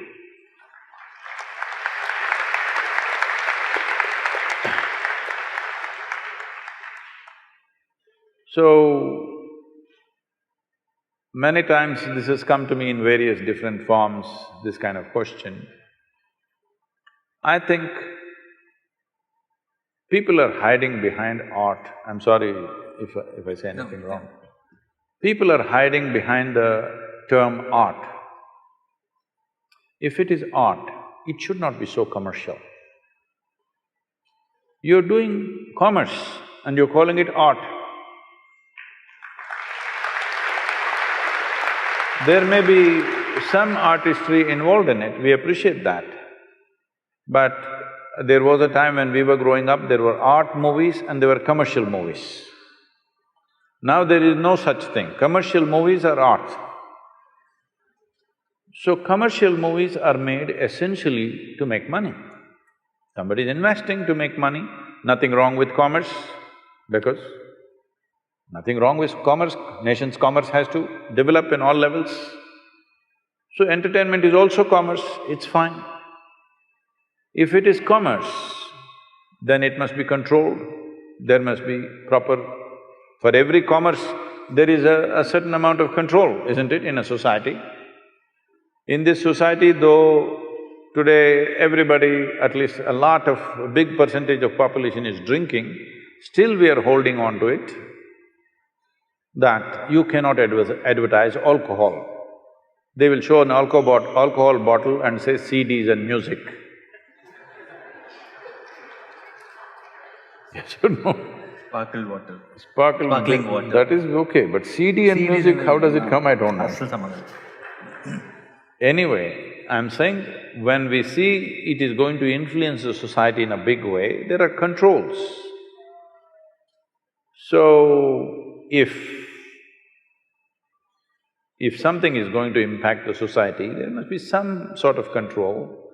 It is best the self-control is self-imposed rather than a government agency imposing it, because then it'll become something else very ugly, it'll become somebody who doesn't know anything about it.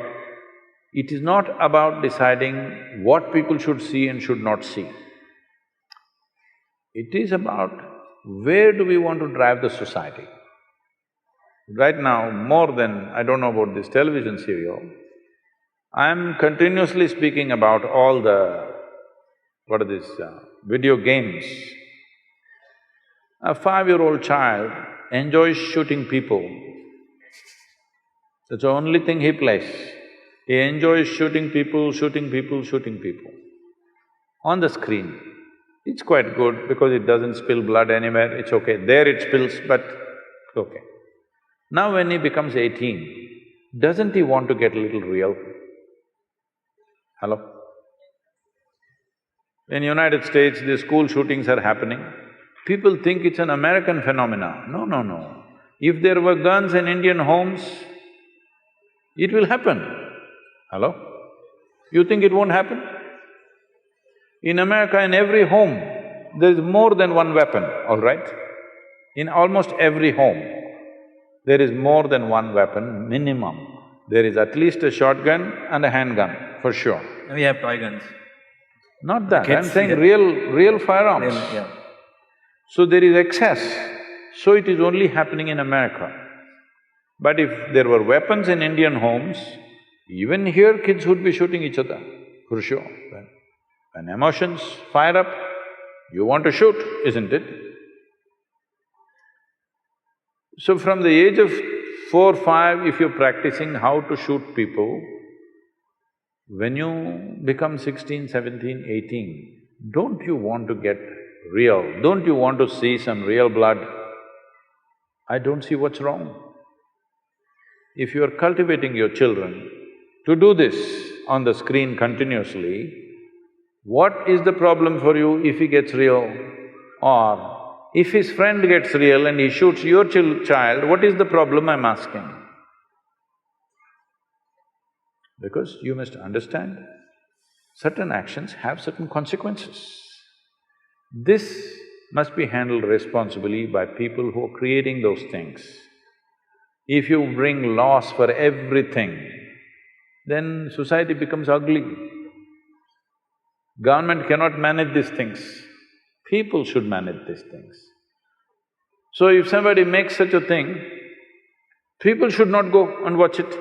But no, they all want to go and see. So somewhere they enjoy it, isn't it?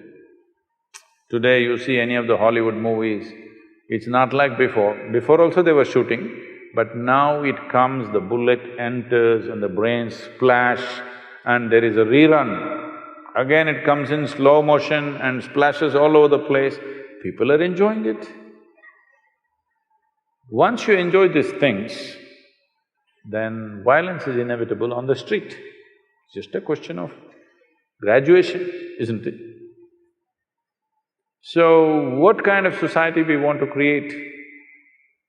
All those people who influence the society in a big way, whether artists, politicians, media people, spiritual leaders, religious leaders, whoever has influence over people, they must look into themselves and see what is the consequence of our actions. This much responsibility must come.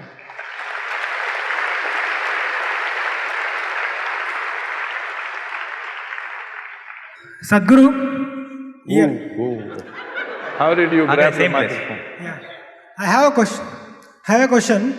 My previous generation, my fathers are farmers, but they made me an engineer because they couldn't able to survive from their land.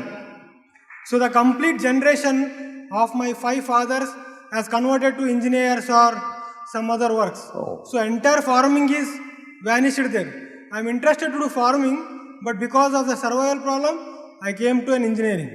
So how I have to overcome this process? Okay. Anyway, we would like to have a well-studied engineer, not an engineer who's converted. I don't know what that means. How do you get converted to engineering? Anyway, I understand what you're saying. See, this is a major tragedy unfolding in the country. Out of 160 million hectares of arable land in this country, 104 million hectares of land, the soil is right now labeled as distressed. That means nearly 60% of our soil is moving towards becoming uncultivable in a matter of anywhere between 15 to 40 years' time.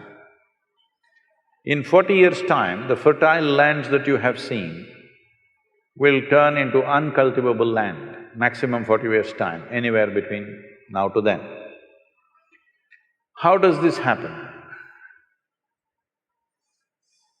If you want the soil to be rich, before we go into that, I want you to first understand, what is sitting here as you and me is just the soil that you walk upon, it's just a piece of the planet. If the soil is weak, the food becomes weak. The food is weak, our very genetics become weak. There's substantial studies about this. So why has the soil become weak? Why such a phenomena is happening in this country? The only way you can put back organic content into the soil is by the leaves of the trees and the animal waste. Trees are gone long time ago, just to tell you to what extent. In the Ganga basin, which accounts for 25% of India's geography and 33% of India's agriculture, we have removed 92% of green cover in the last 50 years. 92%. What is our plan for this land? In Kaveri basin, which is some 83,000 square kilometers, right now we're running a campaign called Kaveri Calling. All of you must be a part of it one way or the other. In Kaveri, in the last 50 years, we have removed 87% of the green cover. So no leaves, no trees, no leaves. Animals are all traveling abroad. How will you enrich the soil? The food that you're eating is just the soil. You ate it up. What did you put back? Nothing. By throwing chemicals, you think it'll happen? Pretentious agriculture is happening. If we don't change this, whatever other aspirations we have, everything will fail. Doesn't matter what business, industry, what you develop, we'll have serious issues. People think water is the issue, water is not the issue, soil is the issue. If soil is rich, there will be enough water. The reason why agriculture is suffering is, this is one aspect. The other reason is, why at the time of independence, over 92% of Indian population was in agriculture. If you look back and see, 250 years ago, we were the largest economy on the planet. We were the biggest exporters, 33% of the world's export came from India 250 years ago. So what were we exporting? Were we exporting rice? No. Were we exporting agricultural produce? No. What were we exporting? We were exporting largely spices, more than that, textiles. Andhra Pradesh, every district has a weave of its own. Yes? Textiles was the main thing. Between 1800 and 1860, when the English decided to destroy the textiles of this nation, systematically they went about destroying it. From 1800 to 1860, our exports came down by 96%. So that doesn't happen just like that. That was done as a systematic process. So when this destruction of industry happened, millions of people died in those 60 years, where one of the British Governor-Generals writes back saying, "The fields of India are bleached with the bones of the weavers." Millions. It is estimated over 3.5 million to 4 million people died in those 60 years out of starvation. The rest desperately went about doing some kind of subsistence agriculture. Subsistence agriculture means I have a piece of land, I will grow little rice, little dal, little this, little that, everything that I need for a family, I will scratch the land and grow. This sort of agriculture happened. This is why 92% or 92% were in agriculture. Today this number has come down to 65%, thanks to you, you became converted engineer. 65 to 70% are still in agriculture. What this means is, for 10 people to eat, we want 10 people to eat, but now 7 of them are cooking. You think this is a good use of people? 10 people want to eat, very efficient, 1 person can cook. Don't want 2 or 3 people can cook. 7 people cooking for 10 people is not a wise way to do things, but that's where we are right now. Still 7 people are cooking for 10 people. So, you and more people must become engineers, it is good, or whatever else they have to become. But at the same time, can you let the agriculture die? Because today, if you make a survey, we have made some surveys, not official surveys, but generally we've just asked around. If you ask around, how many farmers want their children to go back to farming? Less than 2%. This means in another 20-25 years, when this generation passes, we will not know how to grow food. You may think the farmer looks illiterate, he's not dressed like you, he doesn't look like you, he looks like no good. But I'll do one thing for you. You are from the farming family. Those of you for 2 generations who lived in city, you have MBA, even if you have agricultural MSc, you come, I'll give you 10 acres, fertile land. 5 different crops, you grow it by yourself without taking local help. You will see you can't do it. Because this intrinsic knowledge that our farmer has, this is one of the most fantastic things that India has done is, of the many things, well, we are going to the moon, we've gone to Mangalyaan, all kinds of things, businesses have done great things, science has done many things, but the most fantastic thing is, without any science of any modern science, without any new technology, just with traditional knowledge, our farmers have fed 1 billion people. This is not a small thing.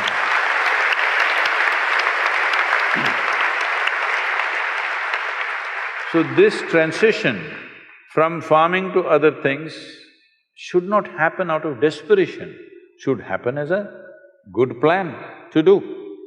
Right now, one reason why farming is not succeeding is, soil is weak, so water is scarce. Another thing is, scale is too small to make it successful. The average land holding is 1 hectare, that means 2¼ acres per family is what we have. At this level of holding, whatever you do is going to be waste. Everybody is under loan, okay? Some 78% of Tamil Nadu's farmers are under debt. Because, I'll just tell you an example. A young farmer in our region, it's very fertile region. He has 3.5 acres. So I meet him and ask him, what are you doing for your water? What's your water source? He says he's put 9 bore wells. In 3.5 acres, he's put 9 bore wells. Because there are bore well companies which will come and promise, if you put it here, more water will come, if you put it there, more water will come. Everybody is hitting bore wells and bore wells. In 3.5 acres, maybe there is 1 or 2 sources or maybe there is no source of water. Because the scale is so small, everybody is putting a fence, everybody has a bore well, everybody has an electric connection. This is not going to work. We need the scale, otherwise it'll not work. Does it mean to say we have to take their land? No, for this we have worked out a system. I don't want to go into all the details in this, but this is what Rally for Rivers was about, how to integrate irrigation and marketing for the farmer so that his life can change. Now, one more big thing is, see, India, the latitudinal spread that you have from Kanyakumari to Himalayas, 12 months of the year you can crop. There are very few nations where you can grow crops 12 months of the year.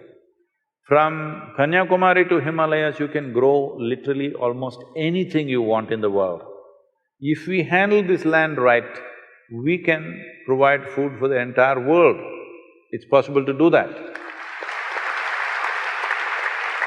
And this is the only nation where 65 to 70% of the population knows how to do this magic of transforming mud into food. It is not a small thing. We could use that knowledge, we could use that capability, or we could make them destitute and come to cities and live in slums without any dignity, without any life to live, without any productivity, getting into crime. You become an engineer, I'm glad. Many farmers' children join crime or other kinds of things because they have no other option. So this needs to be addressed. So one of the things is, we have converted literally over 69,670 farmers in Tamil Nadu from regular farming to what is called as agroforestry, their incomes have gone up 5 to 10 times in a matter of 8 to 10 years. This is what we are calling as the Kaveri calling for the Kaveri belt… basin area, because if you do this, we want to convert 1/3 of the Kaveri basin into agroforestry. If you do this, the 46% depletion that's happened in the river waters will come back. River will flow once again, farmers will be rich and well-to-do, all this debt that is there in the banks will not happen because farmer will be rich by his own resource. This has to be done in a planned way, we must execute this. Otherwise, this nation is sitting on too many problems and too many possibilities also. But to convert problems into possibilities, every citizen has to stand up and do what needs to be done.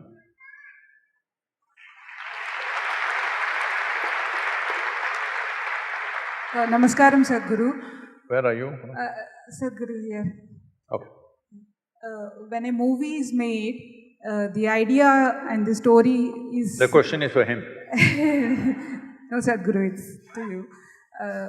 The idea and the story is developed to make it more popular on commercial factors. It developed on commercial factors to make it more popular, to reach more number of people. Can we use cinema to spread the spiritual methods to large number of people through commercial and popular ways? Can you give some direction towards it?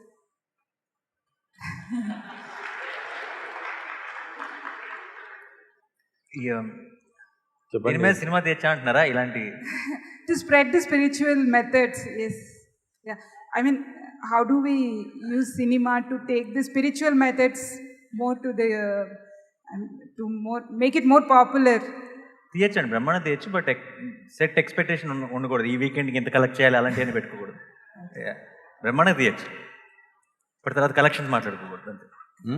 తీయచ్చు cinema అంటున్నాను, but అది దాని reach ఏంటి, లేదంటే కొంచెం patience ఉండాలి, నిజంగా జనంలోకి వెళ్ళాలి, అందరూ రావాలంటే.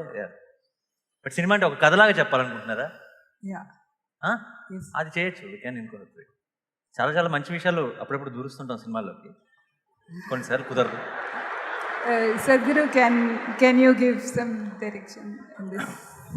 మీరే ఇవ్వాలి. He is the director, he is the actor. Okay, anyway.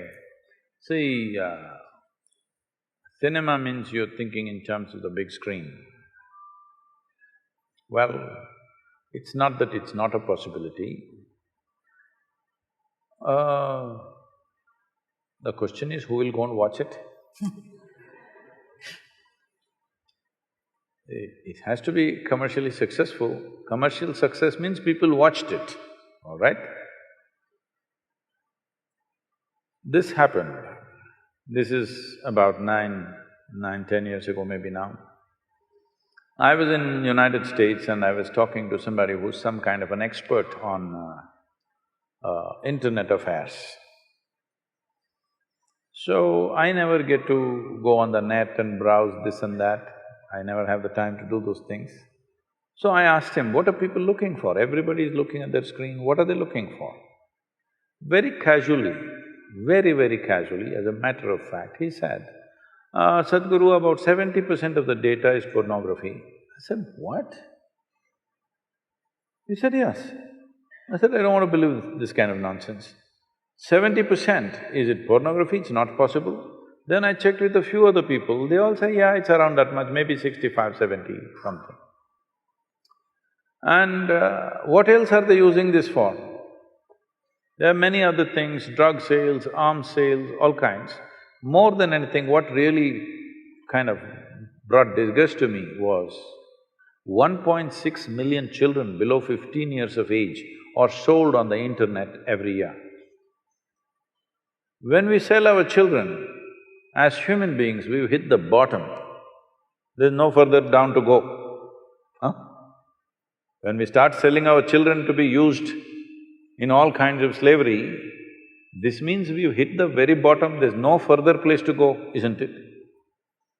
That is when I decided, then let me get on the net. So in the last 10 years, we've run a campaign that many of you in the upper regions might have suffered this. Even if you're watching pornography, in between, Sadhguru appears, inner engineering.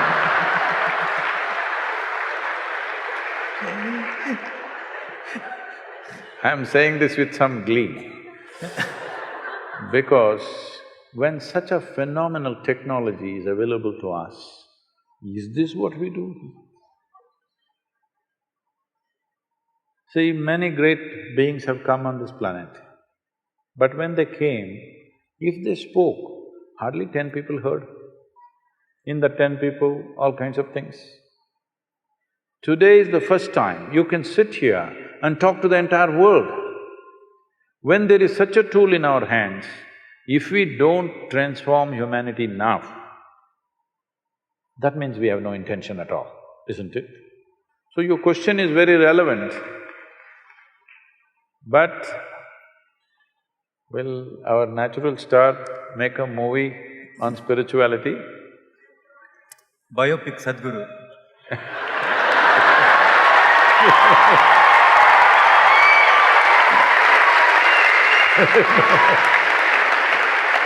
Last సినిమాలో ఉన్న ఆఖరి షాట్లో ఆయన guest appearance అలా pass అవుతారు frame, ఓకేనా? So, it definitely, every medium that we have, not necessarily a spiritual process, every medium that we have of communication must be used to transform human beings, because that's the only problem that you have on this planet, human beings. There is no other problem. Hello? Yes or no? That's the only problem. So when there is such a powerful means of communication today, technology is available to touch every human being in whichever part of the world he or she is living. When this possibility is there, this is the time to transform humanity.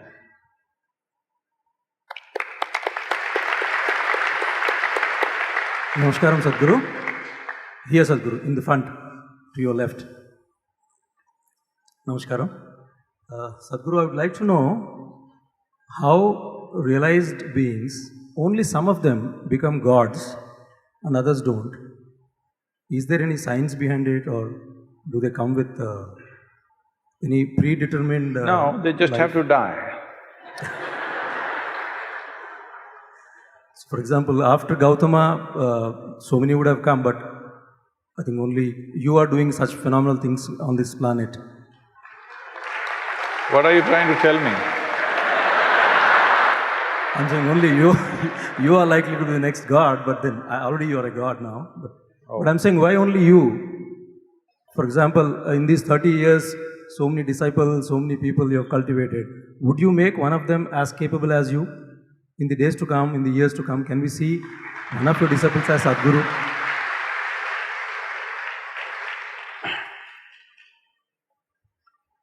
Oh.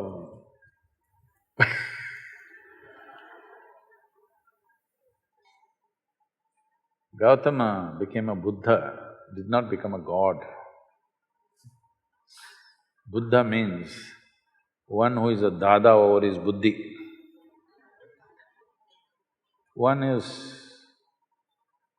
who has total mastery over his buddhi is a Buddha. One who has no mastery over his buddhi is a monkey, compulsive. So many things.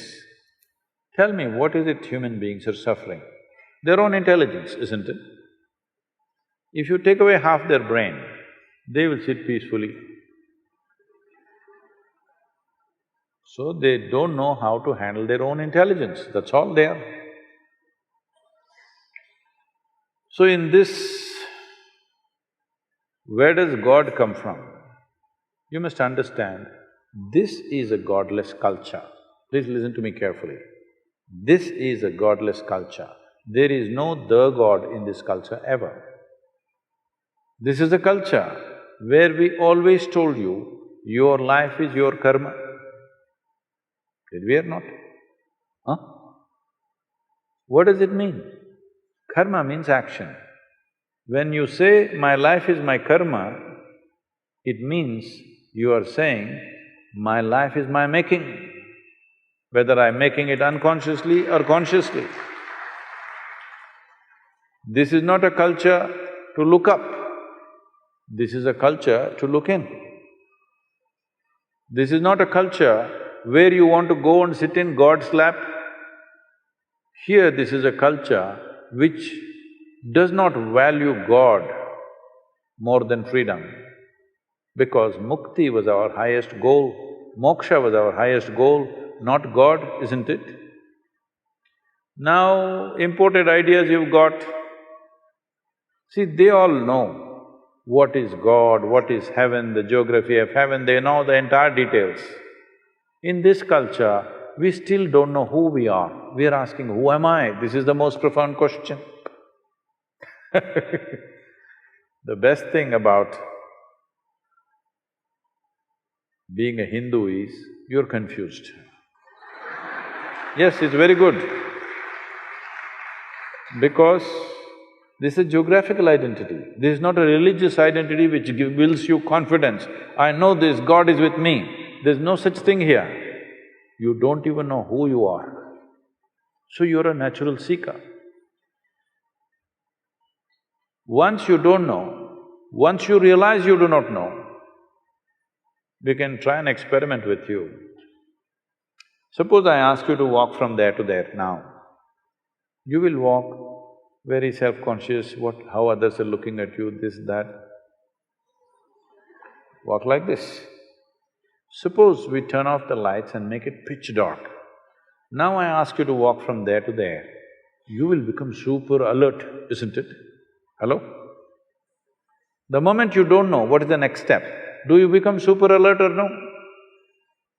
Some of you who do not know how to be alert will start imagining things and create fear. Otherwise, it's natural to become super alert, isn't it? So this is what it means. This is called as the intelligence of ignorance. If you identify yourself with your knowledge, which is all rubbish, whatever knowledge you have, if you identify with your knowledge, even if you know the libraries of this world, still compared to this cosmic space, your knowledge is minuscule, isn't it? Huh? Is it minuscule or no? You may have 10 PhDs, still what you know is a minuscule. If you identify with a minuscule, you become a minuscule. But our ignorance is boundless. Hello? Our ignorance is limitless, isn't it? If you identify with your ignorance, you're limitless. Once you identify with your ignorance, your intelligence will never sleep. Even if your body sleeps, your intelligence is always awake, standing. Then we say you're awakened.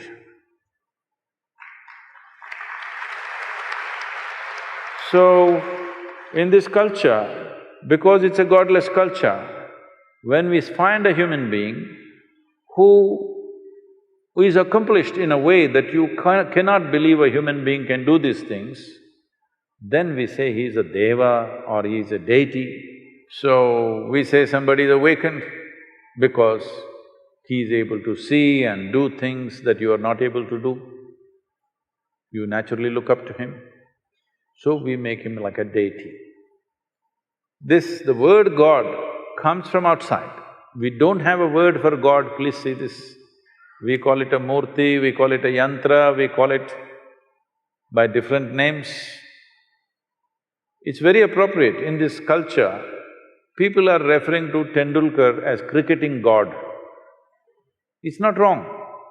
When we find somebody is accomplishing something that seems above what is human capability, what we think is human capability, then we look up to him as an accomplished being. There are words for this, but now because we've gotten into Western ways and we are speaking an English language, we are using the word God. Otherwise, we called him a Mahatma, we called him a Mahanubhava, these kind of words, just to say it is an extraordinary being. And that extraordinary being became the aspiration of everybody else in that society. Out of our love, out of our respect, we may put some flowers, we may do something, but you must understand, we are aspiring to be like him. We are not there to go and sit on his lap in heaven. This is not the aspiration in this culture. Always the aspiration is this. You must understand, this is something that's all gone crazy now. There is no worship here. There is no prayer here. There is only darshan. Darshan means you behold a form which you think is higher than you and you want to take it into your heart. Make that a part of yourself. That is what darshan means. You go to temple not to pray. Darshan, just to see. Nothing need to happen, nothing to talk, nothing to tell him, no appeal, just to see. But because we've gotten so westernized, we are doing all that. Because they are saying they're talking to their God and their God is talking to them, now we also pretending he's also talking to us. We don't want to be left out. No, you are supposed to just behold, that's all, darshan is the only thing you do, no prayer.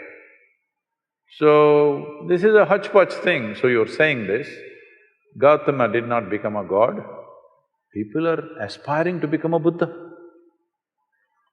So you think all the people around me are such dumb idiots. Nobody is working to become whatever they see as sadhguru. You think nobody is working? They are. There are… because we are touching millions of people,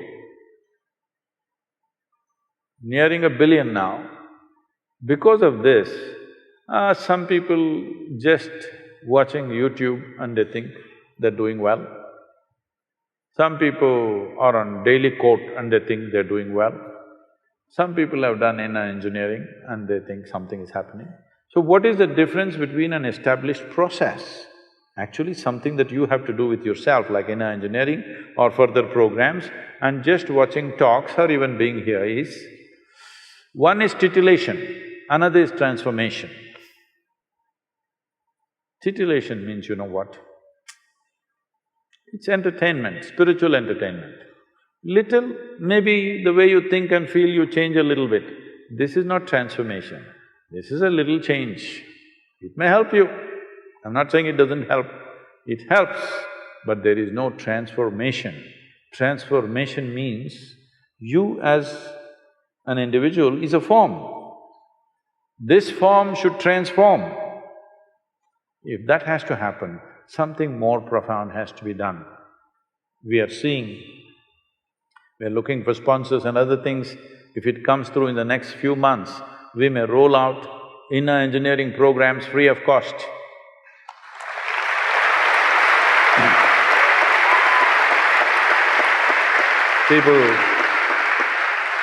People are telling me, Sadhguru, you will have to file for bankruptcy. Such a thing will not happen. I'm sure people have enough sense when they see some value, they will respond in their own way and contribute in their own way to keep it going for others. So, we will make it like this, for you it is free. If you want another person to take it, pay something for the costs.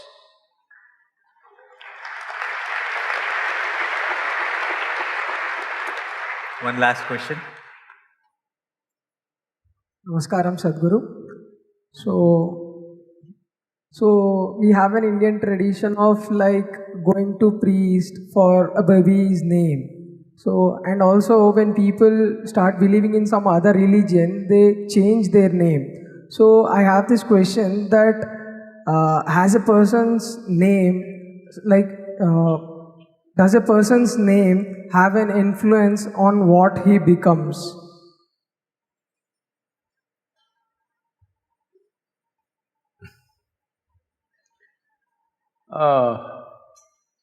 It depends who that person is. It is just that when we name our children, we want to name something pleasant or inspiring.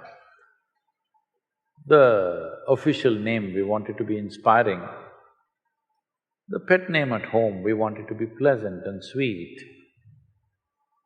This is a natural thing.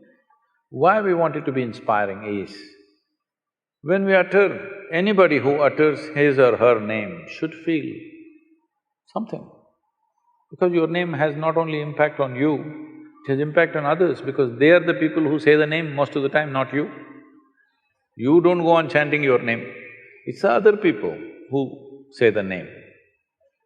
So it must have a good impact on them when they utter the name.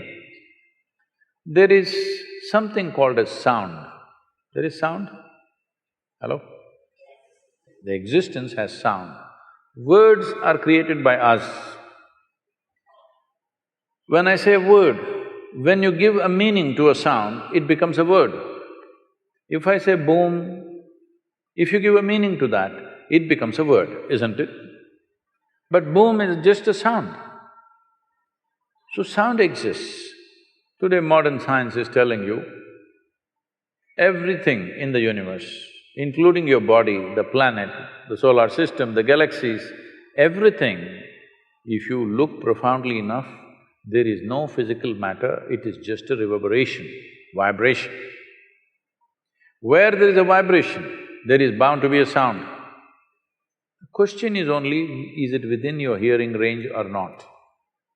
Some sounds are in your hearing range, rest are not in your hearing range. Otherwise, this whole creation right now is making a humongous amount of sound. You don't hear it because your hearing range is within a certain frequency band. So, every sound that you utter has a reverberation. A reverberation can either have a positive impact or a negative impact. So, in this culture, we looked very profoundly and looked at what kind of sounds you must utter for your child. But today you're calling them cuckoo, bobo, momo, Nani. I didn't realize that. So cuckoo, bobo, nani, at home it's nice. But now that he's at home everywhere in the world, everybody calls him nani. That's a different matter. But the idea of giving profound names is, it is for the sound structure of that name. When you utter that sound, there must be a reverberation which enhances who I am. And also for the people who utter that. All kinds of very… for a foreign tongue, very difficult sounding names, but profound impact. So sound and reverberations have impact. If there is somebody who's conscious, even today, I think I'm giving names for thousands of children every day. Depending upon the time, date and their birth and looking at their picture, we give a certain kind of name which fits that child, somewhere close around that. So this, different people were doing at different times, but everything, there is distortion. About everything there's distortion. Now, before the child is born, they've chosen the name because something else. They want to call him Johnny Walker because they like the drink.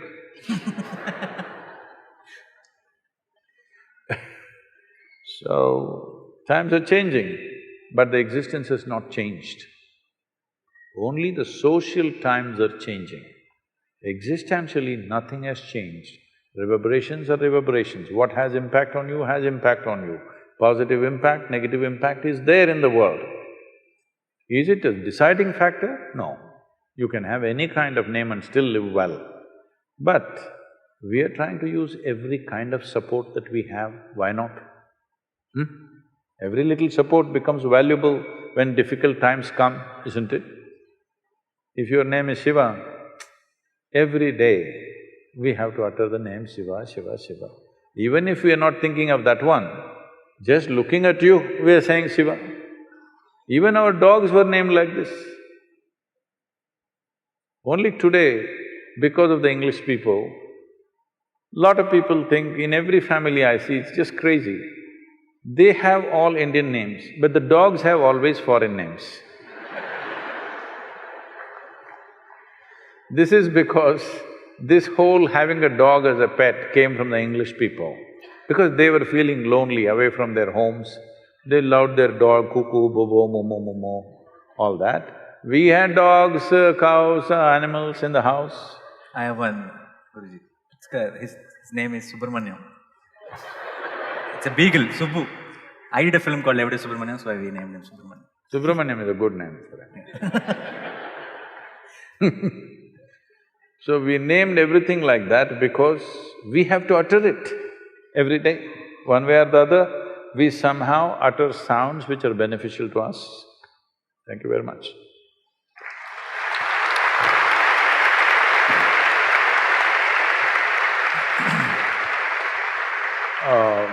Because this question, agriculture, was asked and there is a concern everywhere. Chennai has gone dry. Next they're saying Bangalore will go dry, Hyderabad is standing in the queue. I want all of you who are here today, if you're a concerned citizen of this country, in some way please participate in Kaveri Calling. We will give out a call how to participate. There will be… This is a more action-oriented thing than Rally for Rivers, because here we want to plant… To make 1/3 of Kaveri Basin green once again, we need to plant 242 crore trees. This is not like… we are going to go and physically plant everything. This will be done on farmers' land by them, but we have to support it. So we are looking at raising super large nurseries. Right now, we have over 24 nurseries across Tamil Nadu. Now we are seeing how to build these nurseries in Karnataka also. So there is room, we will start a campaign, at least plant 1 tree for each one of you. If you're four people in the family, plant 4 trees. It will be a minimum amount of just raising the nursery kind of cost, not a very big cost. So, you don't have to plant just 1. And you may have a tree to sit under like Gautama the Buddha. It may work.